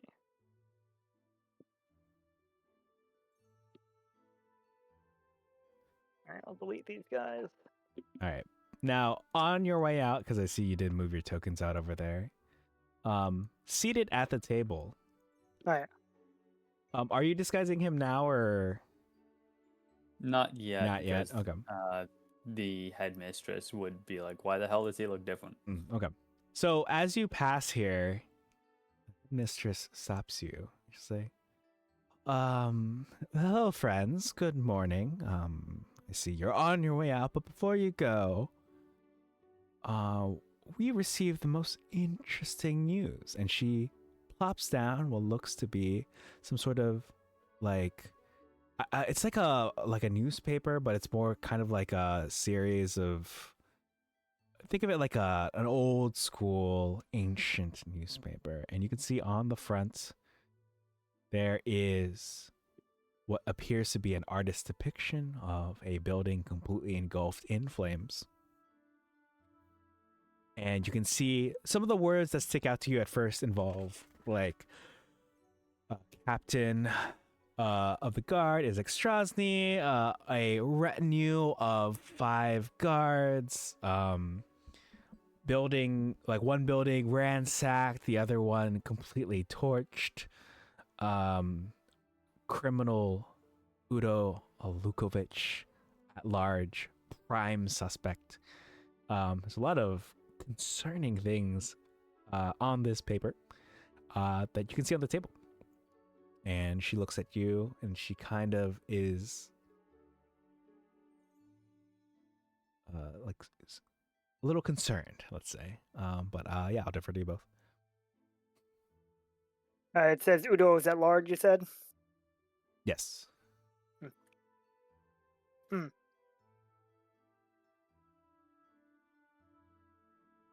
This is a lot of consoling information. I believe that the Burgomaster, when we spoke to him yesterday, actually informed us of that criminal's escape and tasked us with looking for him.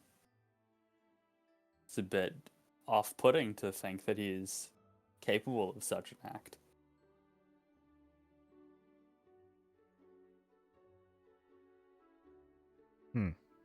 We'll turn him into the authorities. Can I ask? Wait, are we just owning up to the fact that this is Udo? I thought we were. I was trying to hide that fact. Sorry, was it not? Oh, was it not? Oh, yeah. I guess it doesn't have a photo of him. In that case, never mind. Sorry. I don't say that. If we find him, we'll turn him into the authorities. Okay. I would like Wink. at least one deception check. I can do That's- that. Yeah, he can do that. Bad roll, but I have good deception. All right. Let me just go ahead and pull up.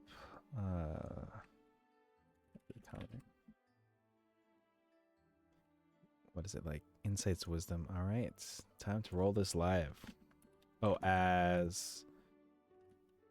I guess that's not here. Wow. Just say, you all are so kind. You know, you helped us with the problem with the children here at the orphanage, and now you're gonna go bring this criminal to justice. Oh, the fact that 6 people hurt by this crazy person. Well, best of luck. If there's anything you need, please let me know. Nah, Show me you've the helped us balls enough we as it ask. is. But that's it. Okay. It looks like you are free to progress and make your way outside of the orphanage. We did. You did it. And now, as you make your way out, you actually don't have to move your tokens, because I'm going to go ahead and take you to the map. You should find yourselves right outside of... Sorry, I got him. You're technically a little bit... You're at N10 right now, but all you got to do is make your way outside of the gates, which means, theoretically, your final obstacle will be the guards at the gates. But as you make your way over, you don't have to move your tokens or not, but it helps for visuals. As you walk through town, you can already feel something in the air. There's more commotion. So first of all, this week has been crazy because just the other day, vampire spawns descended upon the town. Thankfully, they were quickly routed, but the town was not left unscathed. And then, apparently, over at the RSX stockyard, one building was trashed and the other one was completely set ablaze. There's a lot of commotion. You can hear people talking about it, murmuring about what the burgomaster is going to do next. Perhaps if he's fit for such a role, given what has transpired. Some people are like, you can hear this one much more quietly than most, but some people are even saying that the festival of the Blazing Sun that's scheduled should be postponed. Why that's supposed to be, I think it's later this afternoon. There's a lot of commotion. Is there anything you all would like to maybe say, keep an ear out for before I go ahead and move you all towards the city gates? Might be best to keep our opinions to ourselves for the moment. Yep. Sure. I will say that I think it'd be a good idea to. I would like to basically kind of, as soon as we have a chance with no one with their eyes on us, kind of disguise, usher Udo into the shadows and all right, disguising him as someone else, someone incredible. Just come up with the most incredibly generic looking person ever. All right, generic NPC it is. All right, I'll work on that. I've taken you to the halfway point of the town. Anything else before I take you to the gates? I think we're good. Yep. Okay. Whoops, did not mean to grab the other tokens as well. As you pass by the stockyard, which is here listed at N5, you can see that the area has been cordoned off and that there's, guards around the scene.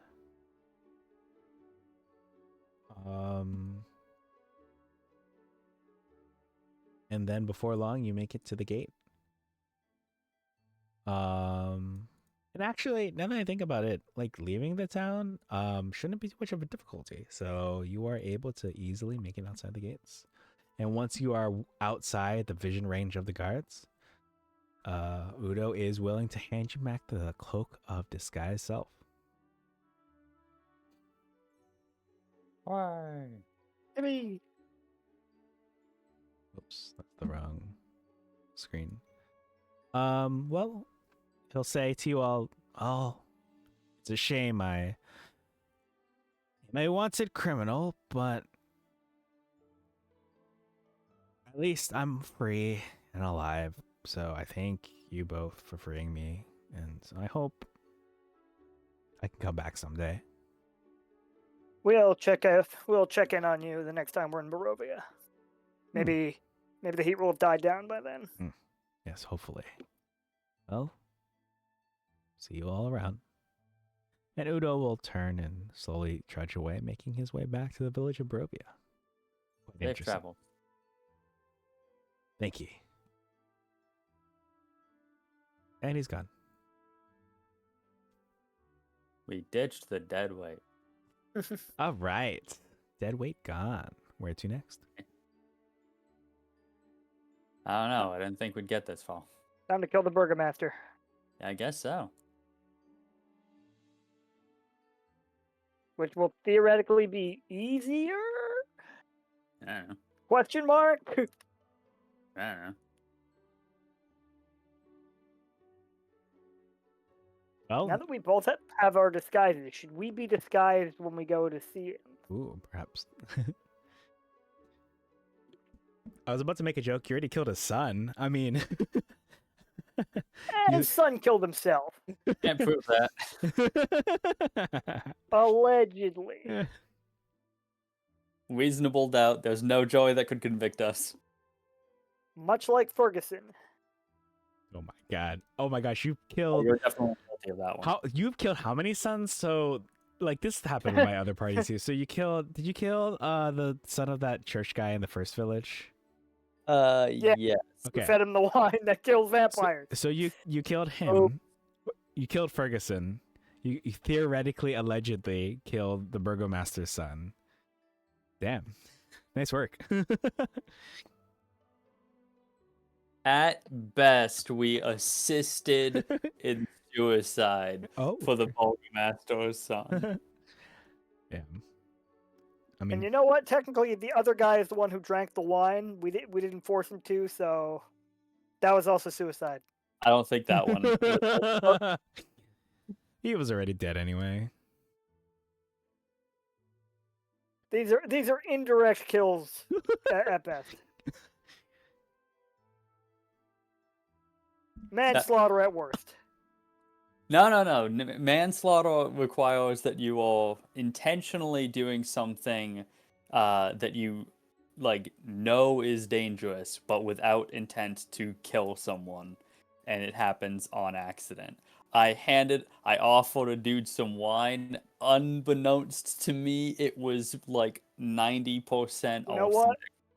Strahd killed that guy. Yeah. Nice. Strahd committed manslaughter because he was trying to kill me.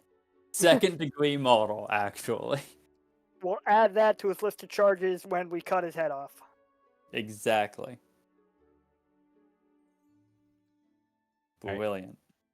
But the question remains: should we be disguised when we go to the Burgomaster so that they'd be looking for two murderers who look nothing like us? But no one knows that we are the murderers. It's the problem. True, but like if we go into their house and then kill the Burgomaster and then leave.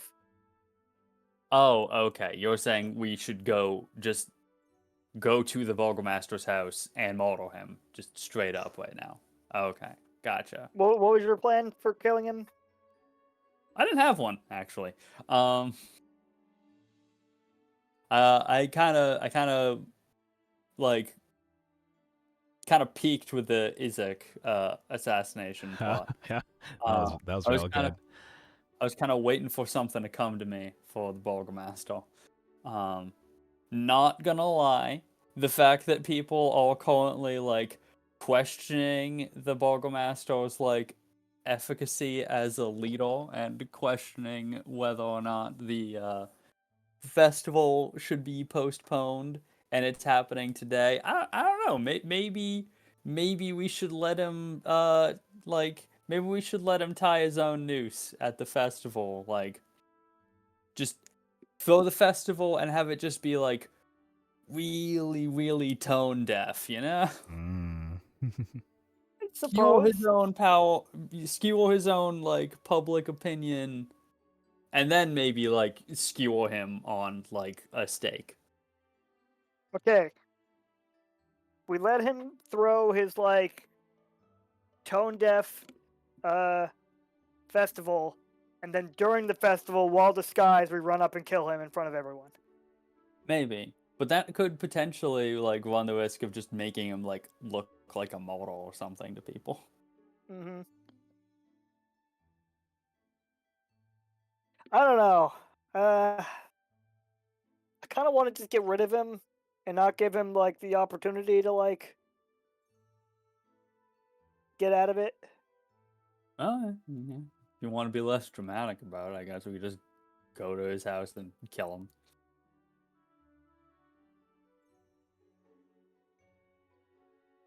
I mean, we can be dramatic about that, but It won't I be very think public. The last place fucking burned down, man.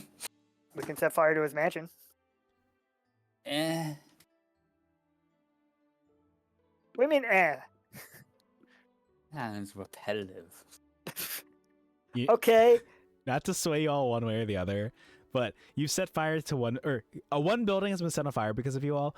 In my other group, one building has been set on fire because of the group, and so if you get another building set fire to, you would beat them We'd be ahead. for building Yeah. buildings on fire. Yeah. That's fair. That's fair.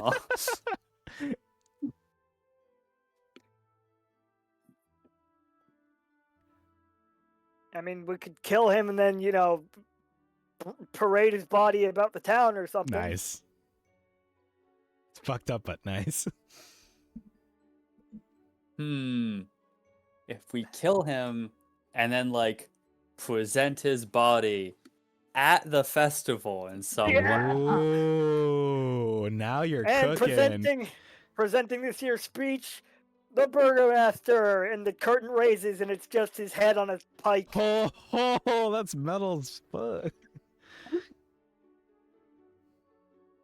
I like Let's it. do it. Oh, Let's do it. damn, let's go. Okay. Let's fucking go. All right. Oh, man, I'm excited for y'all. This is exciting. I kind of wish I was kind of gonna ask if we could stream this session just because there's a lot of honestly because I was like, oh yeah, these people are gonna die. Like, kid's gonna die, tree's gonna die, flowers gonna die. It's gonna be great, showcasing the moral ramifications that Bralef is inflicting upon us with his bag of tricks. Oh man, this would be good stuff. You are recording it though, right? Yes. We're live right now. Nice. I might try to upload them soon. Mm-hmm. I Alright. will say I was kind of hoping to just go until 2 today. Oh, yeah. Actually, yeah. That's fine. Basically, Do we have time to kill the Burgomaster? yes. Yeah, let's go. Fair enough. Yeah. I will. Okay. It's probably me showing my hand. The fact that we have 18 minutes left, and I'm saying you have time to kill the Burgomaster. The Burgomaster is not more powerful than Izek. Yeah. Yeah, I kind of figured that the Burgomaster was gonna be the like he's just like got a common or stat block or like a noble stat block or whatever, and like there might be the challenge of like some guards at his house or something. Let me try this music out. Yeah. I'm very excited to see how this goes for you all. Okay, it might actually be a good idea to be disguised as someone else. Yeah. Agreed. We could be town guard. Important news for the Burgomaster. Ooh, that could work. I could also just turn us invisible. But That's true. But that would only last us until we got in anyway. yeah, Like as soon as we throw one punch each, like true. invisibility drops. Why is sorry? It throws me off So that. probably still want some disguise anyway. Lighting feels kind of fucked up. Over Yeah, the here. lighting is messed up. I think this might be the wrong map. This might be the messed up map. Let me. Yeah. This is the wrong map. Let me take you all to. It was this one over here. I think I had made a copy because it was messed up. So let's try this one right here. Oh, well, at least it's better for the purposes of. Oh, you know what it is? It's because I think I gave you all access to the commoner thing, so then you all see it no matter what. Feel like I should just temporarily remove your access to seeing commoners. Why do we have access to commoners again? I think So that I could move Ferguson around, I assume. I think it's because so you could move someone around. Okay, cool. Well, that fixes Oh it. yeah. Okay. Sorry, the guards should be out here. All right, you all are disguised as people with important news for the Burgomaster. Is that correct? Probably get rid of the. Oh Udo yeah, I token. didn't see the Udo token there. Shoop. Okay. Killed God, he's instantly. Carrion's invisible. Probably don't use any. I'm probably not going to deploy any bag of tricks yet, just to get us inside. Okay. So you arrive, and the guards say, "Halt! Who goes there?" So I guess we're two guards, and we'll just say, important news for the Burgomaster. It regards the fire on that farm last night. Hmm. You could Fugitive. you could tell us, and we can relay the information to him directly. I've been expressly told that this information is for the Burgomaster's ears only.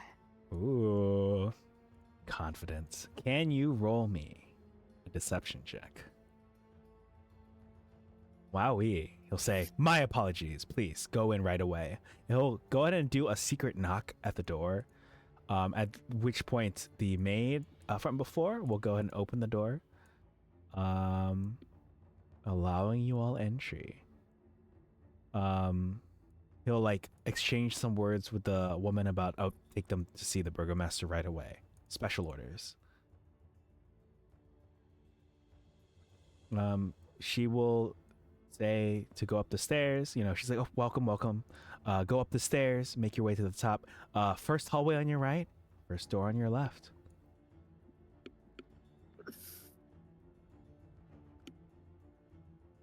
All right. Oh wait. All right. Yeah, sorry, I was busy revealing more. All right, you successfully made your way up. So this door, correct? Yes, the door on your left. Knock on the door. What is it? What do you want? Burgomaster, sir, we have some important information about that fire that occurred last night. All right. Well, go ahead and tell me through the door. It's very sensitive information that you probably don't want your staff to hear. You never know who else could be listening, so. Can you, one of you at least, roll me a deception check? Come on. Hey. All right, that is. That fucking token, man. He just looks so evil. You know, I didn't expect this placeholder token to be used for the entire fucking campaign, but life happens. Oh yes, hold on. Life happens, commissions fall through. Let's see. Where's his? I'm trying to open edit. No. I want to make sure that his stuff is visible. Whisper toggle. Advantage toggle. Okay, public, normal, insight. Well, I'll say, yes, very true, very true. Well, he will go ahead and step closer to the door. You hear him unlock a series of locks He will open the doors wide. Hmm. He'll say, "All right, come in," and then he'll like back up. And he is back at the seat. The dogs are flanking him on both sides. The one closest to Keith is kind of interested in sniffing you, but the burgomaster will say, "All right, so what is the situation? Please tell me what you know." Oh, of course I'm gonna.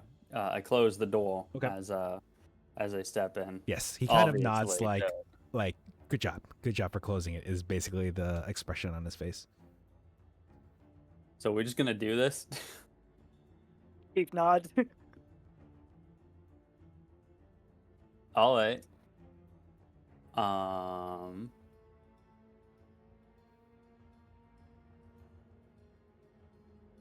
I'll let you take the lead, and then I'll follow up.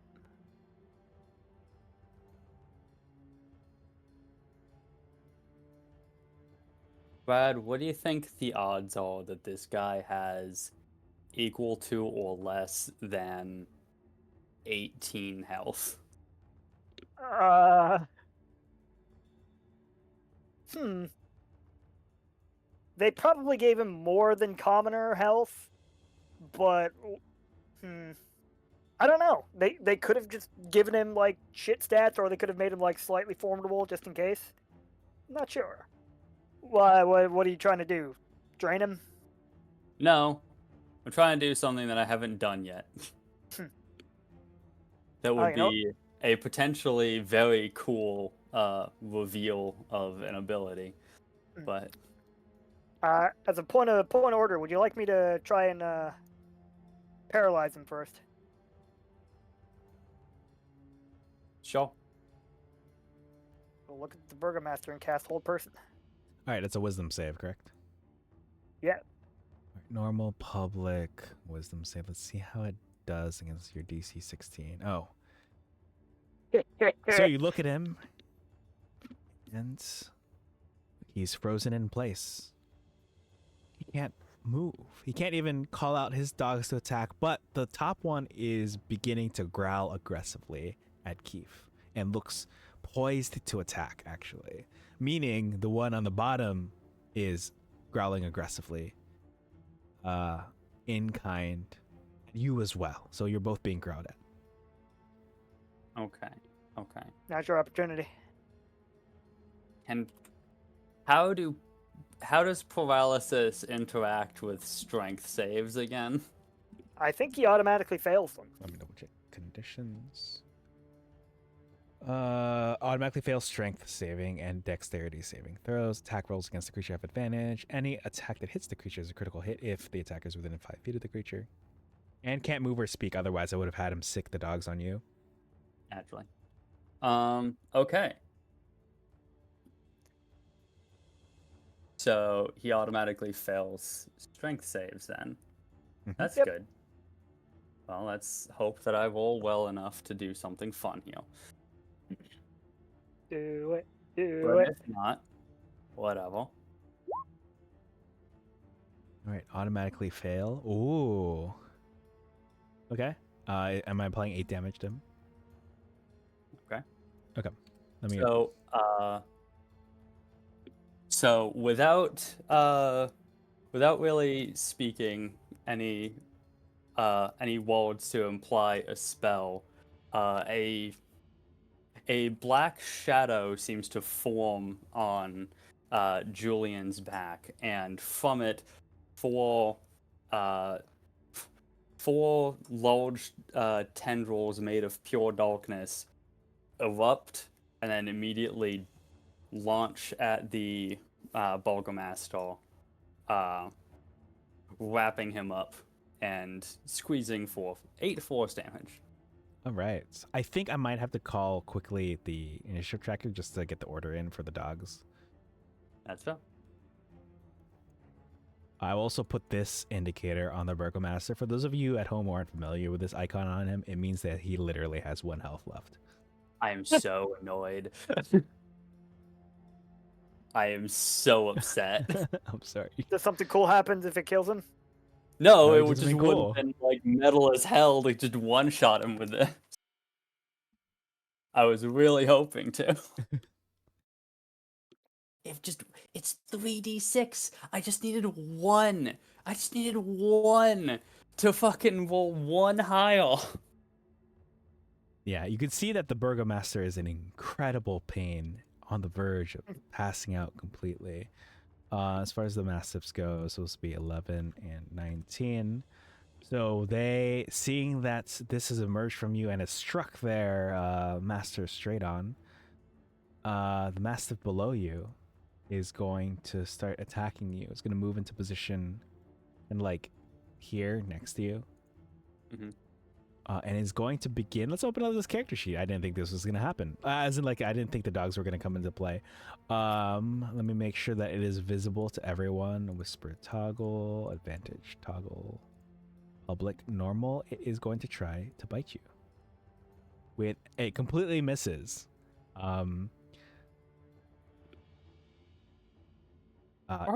Yes, like it kind of like miscalculates given the tendrils that have shot out, and it falls short, which means it is Keith's turn, and then All Julia's right. turn after that. Please don't Given kill that the Burgomaster. I need this. What'd you say? Please don't kill the Burgomaster. I need this. You want me to leave it for you? Yes, if you're okay with that. Okay. Keith will, I guess, attack the dog. He'll stand back so he's not within 5 feet, and he'll shadow strike the top one. Okay. You can kill the Burgomaster if you want. I got the last cool kill. Okay. Keith will. You know what? I'll give it a chance that it fails because this isn't going to be a great roll. Keith is going to jump on the desk and do an unarmed strike against the Burgomaster. Right. Then you So can. this will just be 2d20 plus proficiency bonus. So does a 18 hit? 18 hits, yes. All right. So he'll take 2 bludgeoning damage. Well, yeah, 2 bludgeoning damage. Okay. That drops him into death saving throws mode. Okay. Yeah, Keith will just jump on the desk and just pick the Burgomaster in the head, sort of like snapping his neck to the left. Oh, that was lethal. Oh yeah, Oh, the intent okay. was lethality. Oh, okay, sorry. All right, and that means with that, wait. Oh, so he's a. Oh, right, I forgot he's a named NPC. So I have to. But then, So does he automatically do death saves? yes. I forgot that. I guess with the other fight, that one seemed like pretty. I didn't assume you all were like meant to killing. So yeah. I completely forgot you all were like. I thought you were gonna like knock him unconscious for like the final ripping apart or something. But okay. Yeah. Then in that case, since you were going for lethality, it's especially helpful because then the method of death will be quite interesting for any coroners to attempt to ascertain. He is dead.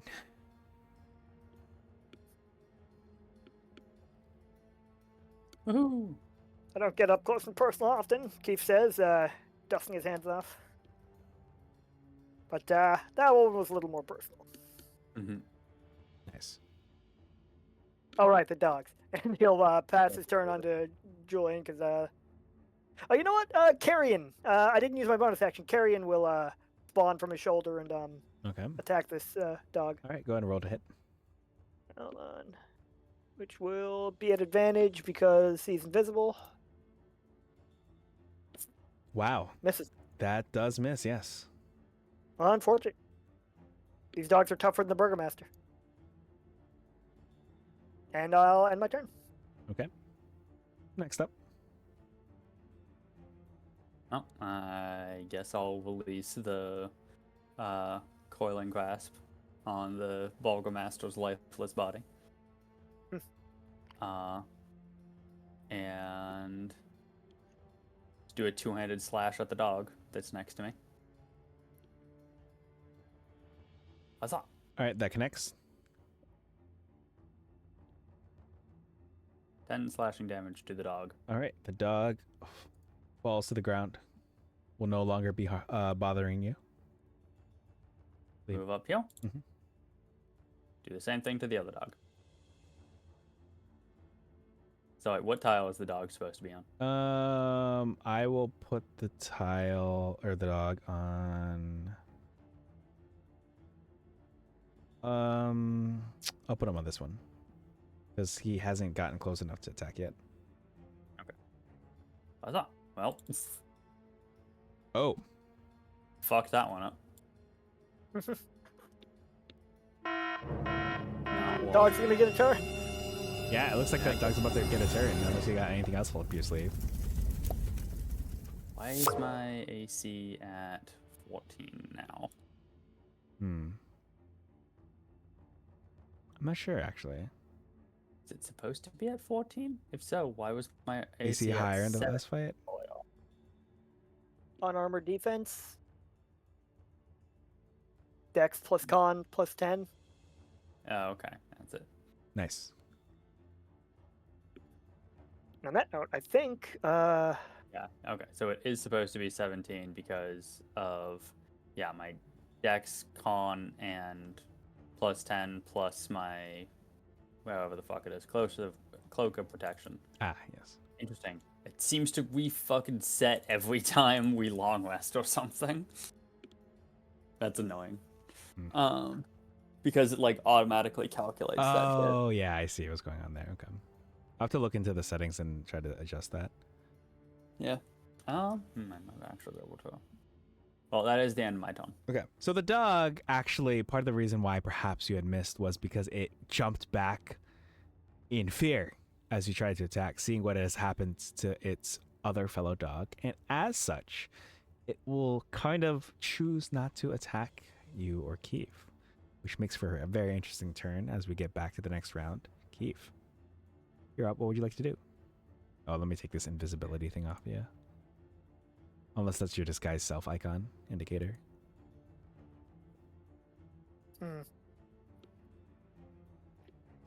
Well, if the dog is like cowering or something, we don't necessarily need to kill it. Ew. Keith will say, let's take the Burgomaster's head. Okay.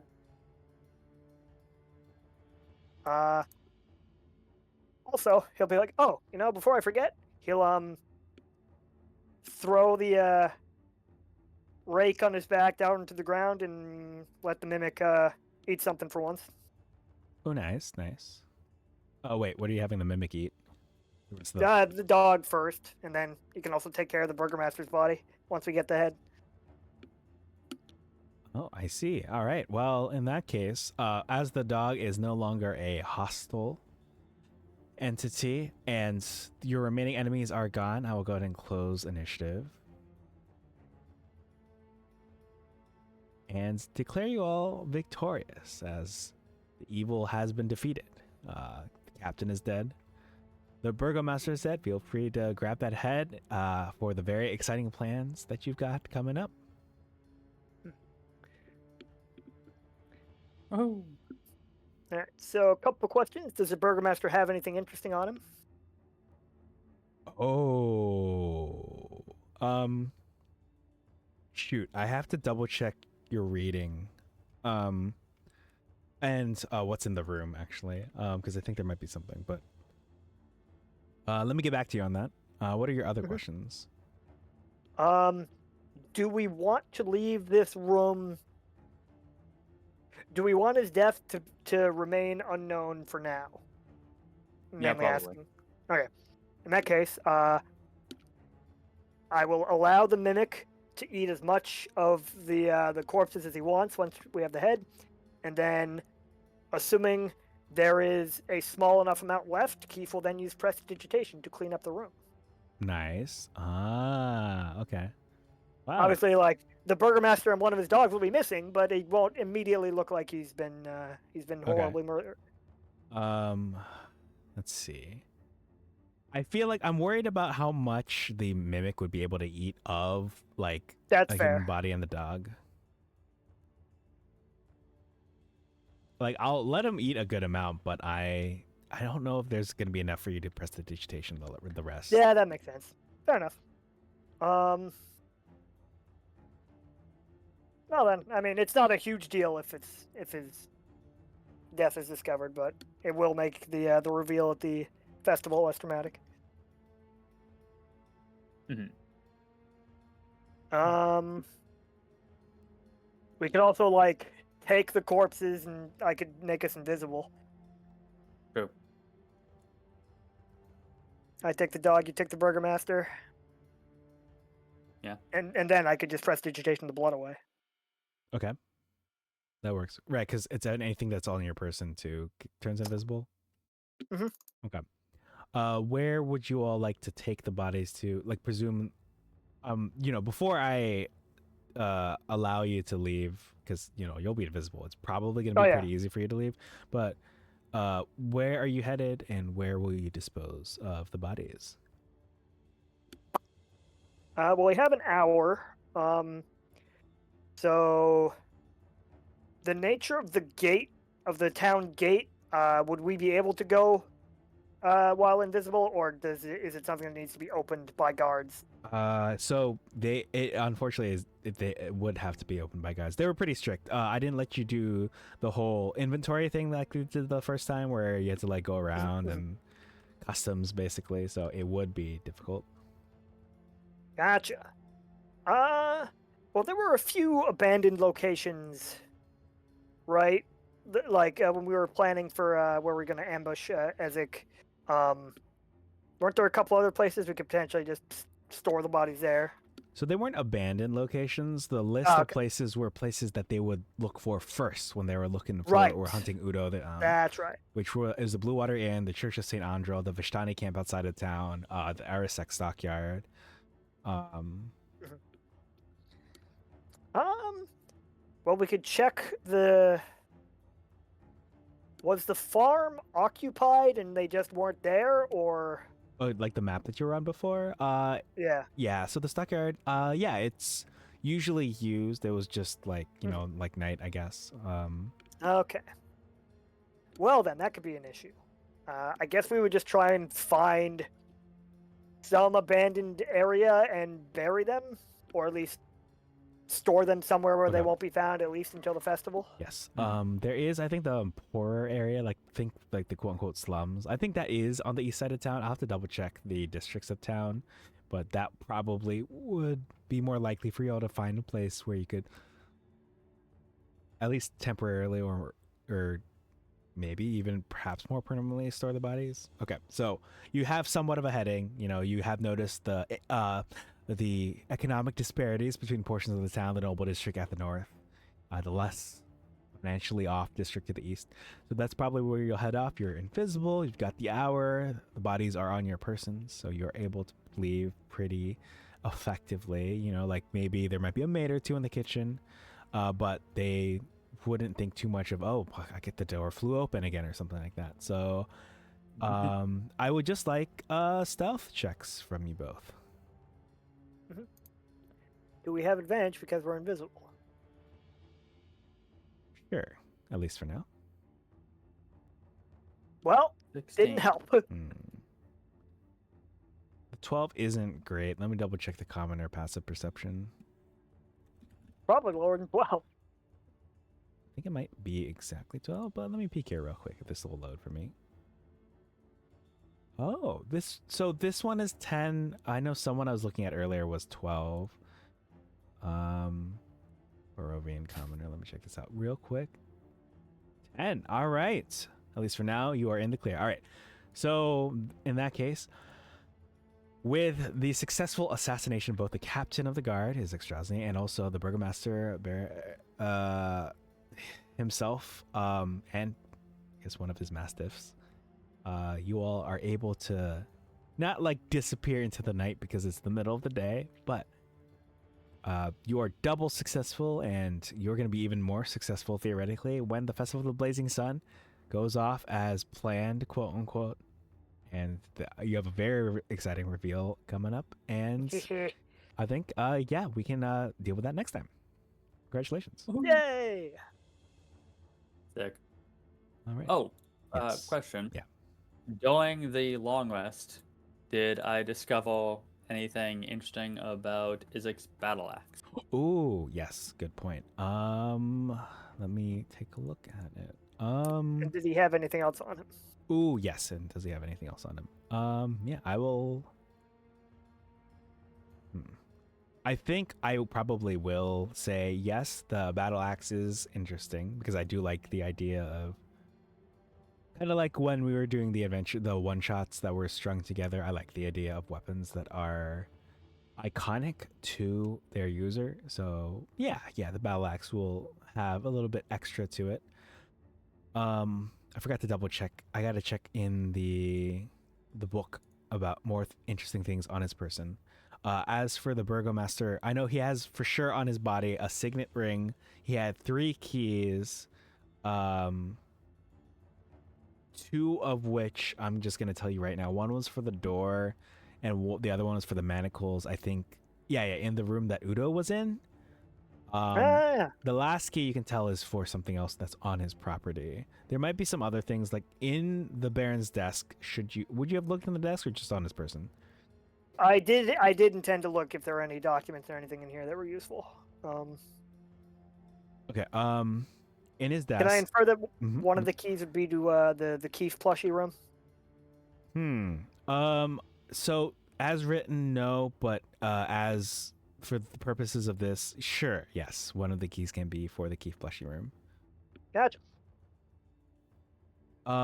Which actually, if you would have looked more on his person, did you all look more on his person other than the battle axe? I don't remember.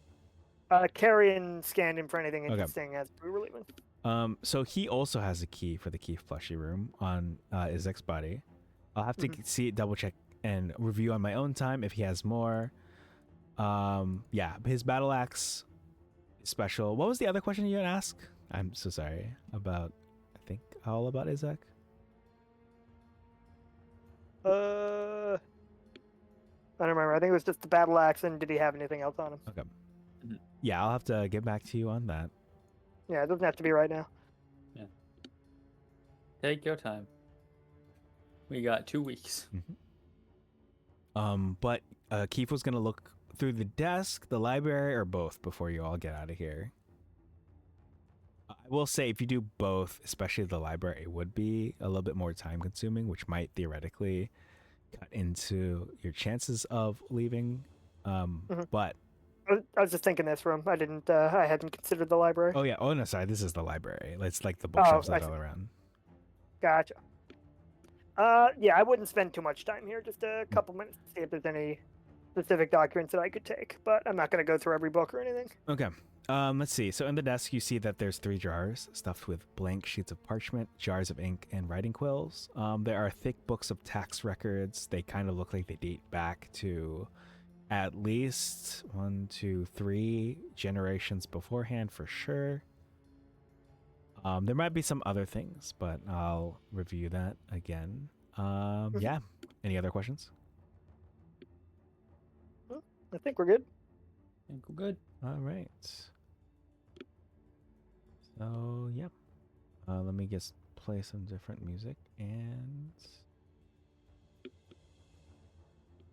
Yeah, okay. I'll just call it there. Session 12 complete. A rare, very efficient session. Yeah, that was a lot done. We did everything we set out to do. Yeah, in less than 3 hours. Hell yeah. Nice work.